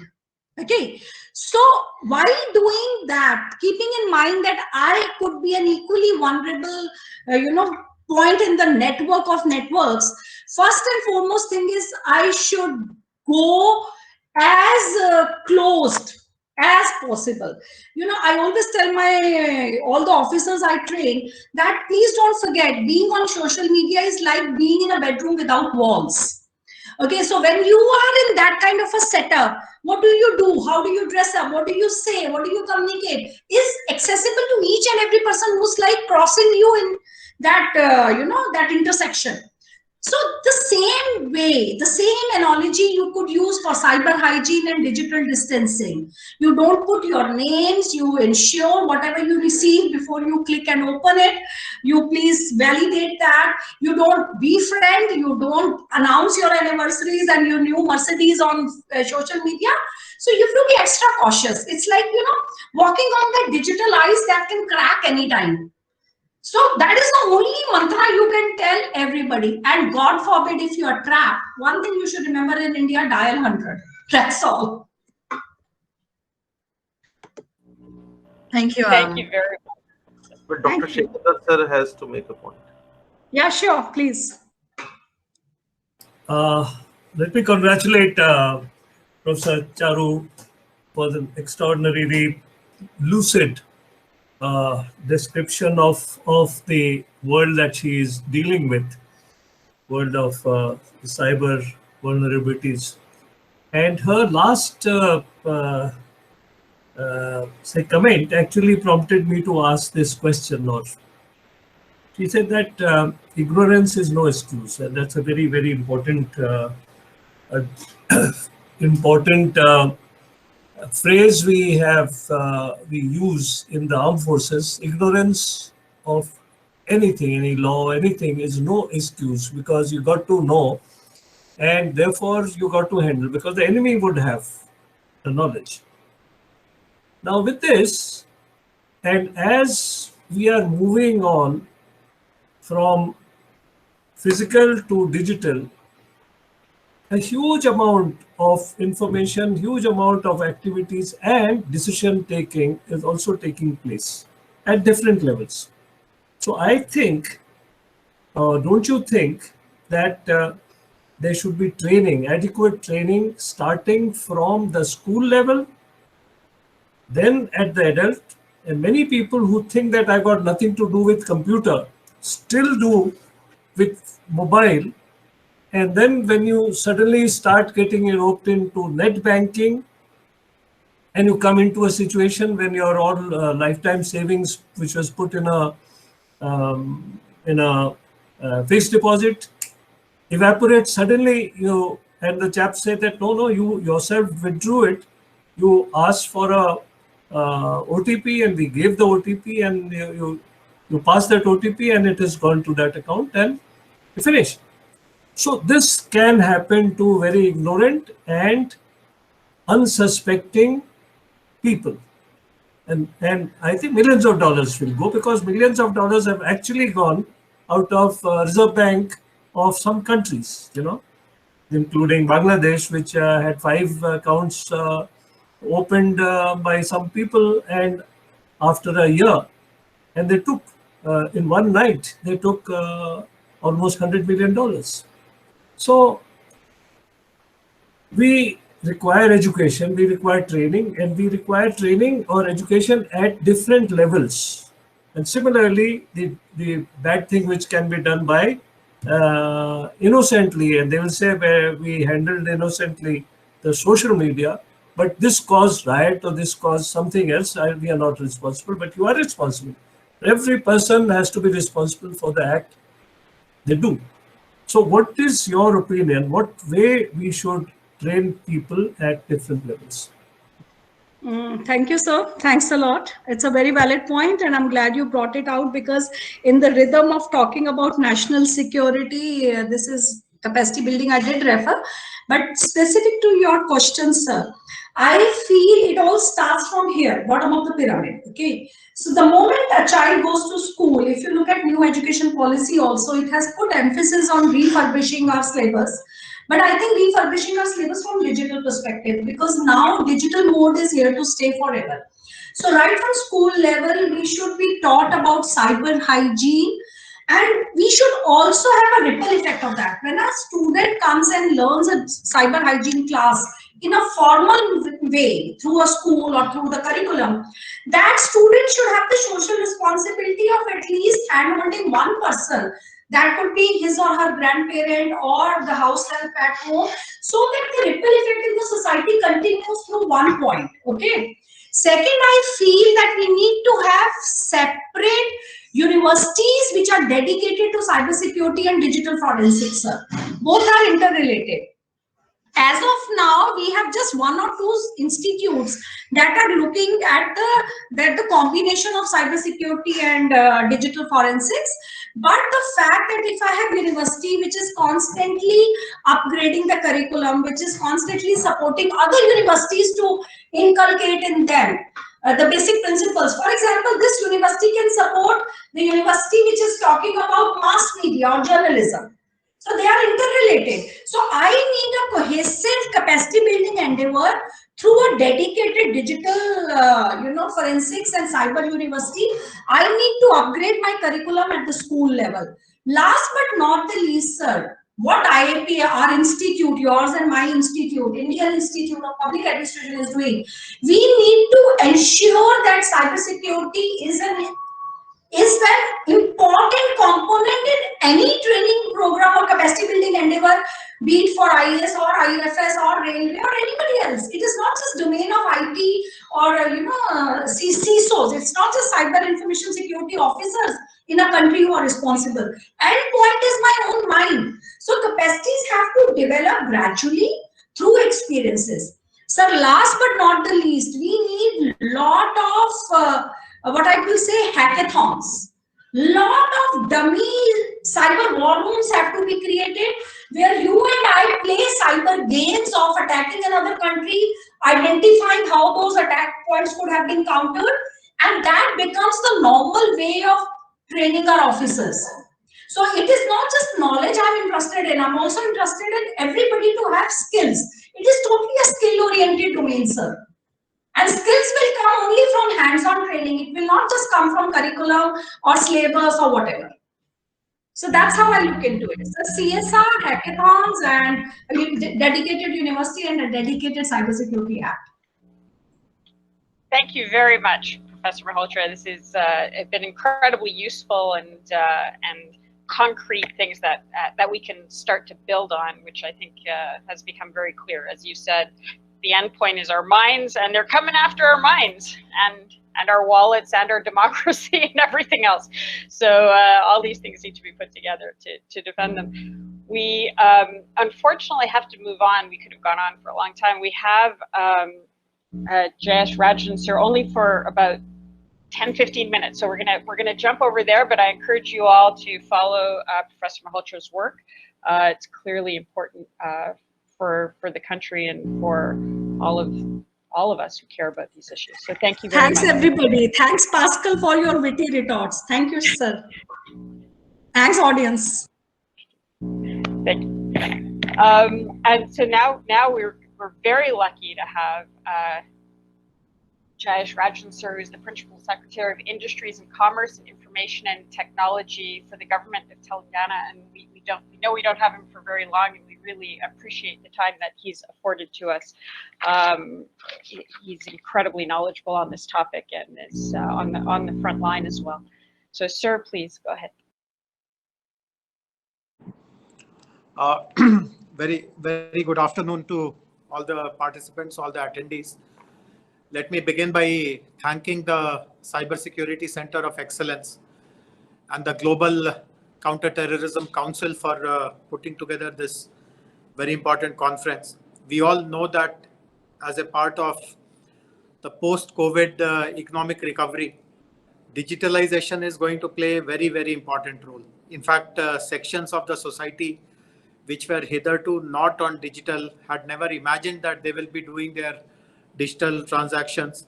They are now getting motivated. I mean, there is no other choice for them. So I'll give you an example. In the entire period of lockdown, we were not able to commence home-based education for the government students, children who study in government schools, because either there is no access to devices, access to connectivity for them, or there is no devices available with them. But we know for sure that we will have to find a solution, because the way education, etc., will be delivered will now be in a blended mode. There will be definitely some amount of in-person classroom participation, but lots of instructions will continue to happen in a virtual mode.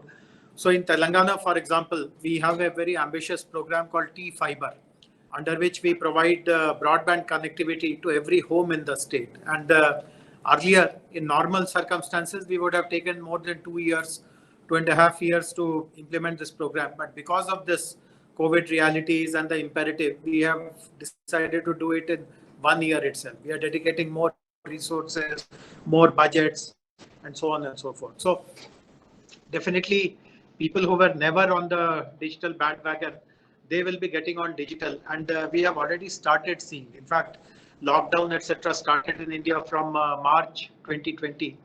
And if I recall the newspaper headlines, let us say in March, April, May, June, for at least 4 or 5 months, it was literally an everyday feature in Indian newspapers, what is called KYC fraud.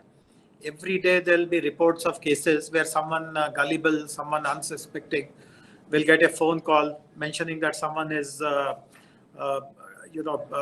someone is representing a payment gateway company. The most dominant payment gateway company is called Paytm. So people will claim to be Paytm representatives. They will ask for all kinds of personal information, and eventually they will ask for your passcode. And obviously, once they have access to your passcode, all this skimming will happen. So on the one hand, there is a post-COVID imperative that you push more and more economic activities, social activities, living activities on digital.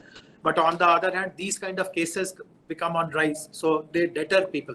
Someone who otherwise would have had an open mind to look at digital, they would now be hesitant reading all these cases of fraud and cyber attacks and things like that. So we need to find a way in which there is greater cooperation. So it is not to say that these problems are unique to India or they're happening for the first time in this country. I'm sure these problems have happened elsewhere before. Useful solutions, very robust solutions have been found. So how do we translate that experience and that knowledge to other potential users? And I see lots of importance. Institutions like organizations like the Global Counterterrorism Council can play, because you have global footprint. You have understood lots of such episodes and incidents which have happened in the past. Another thing which I wanted to share with you, again, I don't want to name any country, but very recently, just about a fortnight ago, there were coordinated attacks on the power utilities across the country. Different power utilities in different cities in India were more or less simultaneously attacked, and there was an attempt to kind of disable their services and cripple the entire electricity supply systems. And fortunately, we have a very robust institution which is called CERT, and CERT was able to alert us on time about such an happening, and at least the utilities that are located in Hyderabad, they were able to take preventive action on time, and therefore this calamity was averted. But again, how does one take care of these kind of concerted attacks? What is our intelligence gathering mechanism? How do we monitor incidents? I know that, and we are subscribers to it, we know that Verizon gathers all these data. They do a breach investigation report every year. We are one of the subscribers to that. But we require much more kind of deeper analysis into these kind of breaches, cyber breaches. What are the learnings? So it is like this. Earlier, we used to speak about poverty, that poverty anywhere is a threat to prosperity everywhere. I feel the same about cyber security today. Cyber vulnerability anywhere is a threat to cyber security everywhere. And I expect bodies like the Global Counterterrorism Council to play a more active role, partner with national institutions like the Telangana-based Cybersecurity Center of Excellence to guide us about the preventive action, the protective action, and in case, despite our best efforts, if some incident happens, how to retrieve the situation, ensuring minimal damage. We should also work very closely with our law enforcement agencies, because there are lots of problems which come to their knowledge directly. And how is it that we sharpen the skills of the law enforcement agencies? Typically, whenever we interact, I have participated in many webinars where law enforcement agencies are participants, and the typical point which they make is with a sense of helplessness that the perpetrators are always 2 steps ahead of us, and we are always playing catching up. So how can we reverse that? How can we ensure that we are 2 steps ahead of them rather than they being 2 steps ahead of us? So lots of important areas to work on, to concentrate upon, and eventually all this will happen only through much more sharing, partnerships, and coordination. So this is a wonderful beginning, and I would also request, just as I'm exhorting the Global Counterterrorism Council to kind of pull themselves up and be of use to all of us, I would also request the Cybersecurity Center of Excellence folks to also gear themselves to foster these kind of genuine partnerships, so that in the right time, sometimes much before something happens, we are well armed and well prepared to tackle global crises. So once again, my good wishes to all the participants. I look forward to listening to your ideas and suggestions, and I hope to remain connected with all of you. Thank you very much. Thank you, sir, for your insights and valuable time, and for pointing out the important work already being done by the Cybersecurity Center for Excellence. We're very grateful to have them as a partner for this event, and we know you must go. So thank you very much for your time. Very much appreciated. Thank you.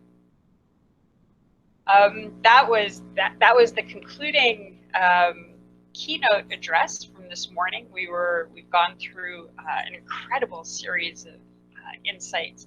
We started with Rear Admiral Mark Montgomery, and then Lieutenant General Dr. Rajesh Pant, and then Marcus Cabrera, and then Dr. Waltzman, and then Professor Malhotra, and now with somebody who's really on the front line of all of this, Jayesh Rajan, who's exhorted us to try to find the solutions to some of the problems that we've heard about this morning. So I'd just like to thank the GCTC and JNU and Banaras Hindu University, All India Council for Technical Education, NHPC, the Indian Society for International Law, and of course the Cybersecurity Center for Excellence in Hyderabad. And that's it for this morning. We have a break until 2:15, and I encourage you to come back this afternoon, which will be anchored by Major Amit Bansal, who knows this topic much better than I do and is better looking. So goodbye for this morning, and thank you again for coming.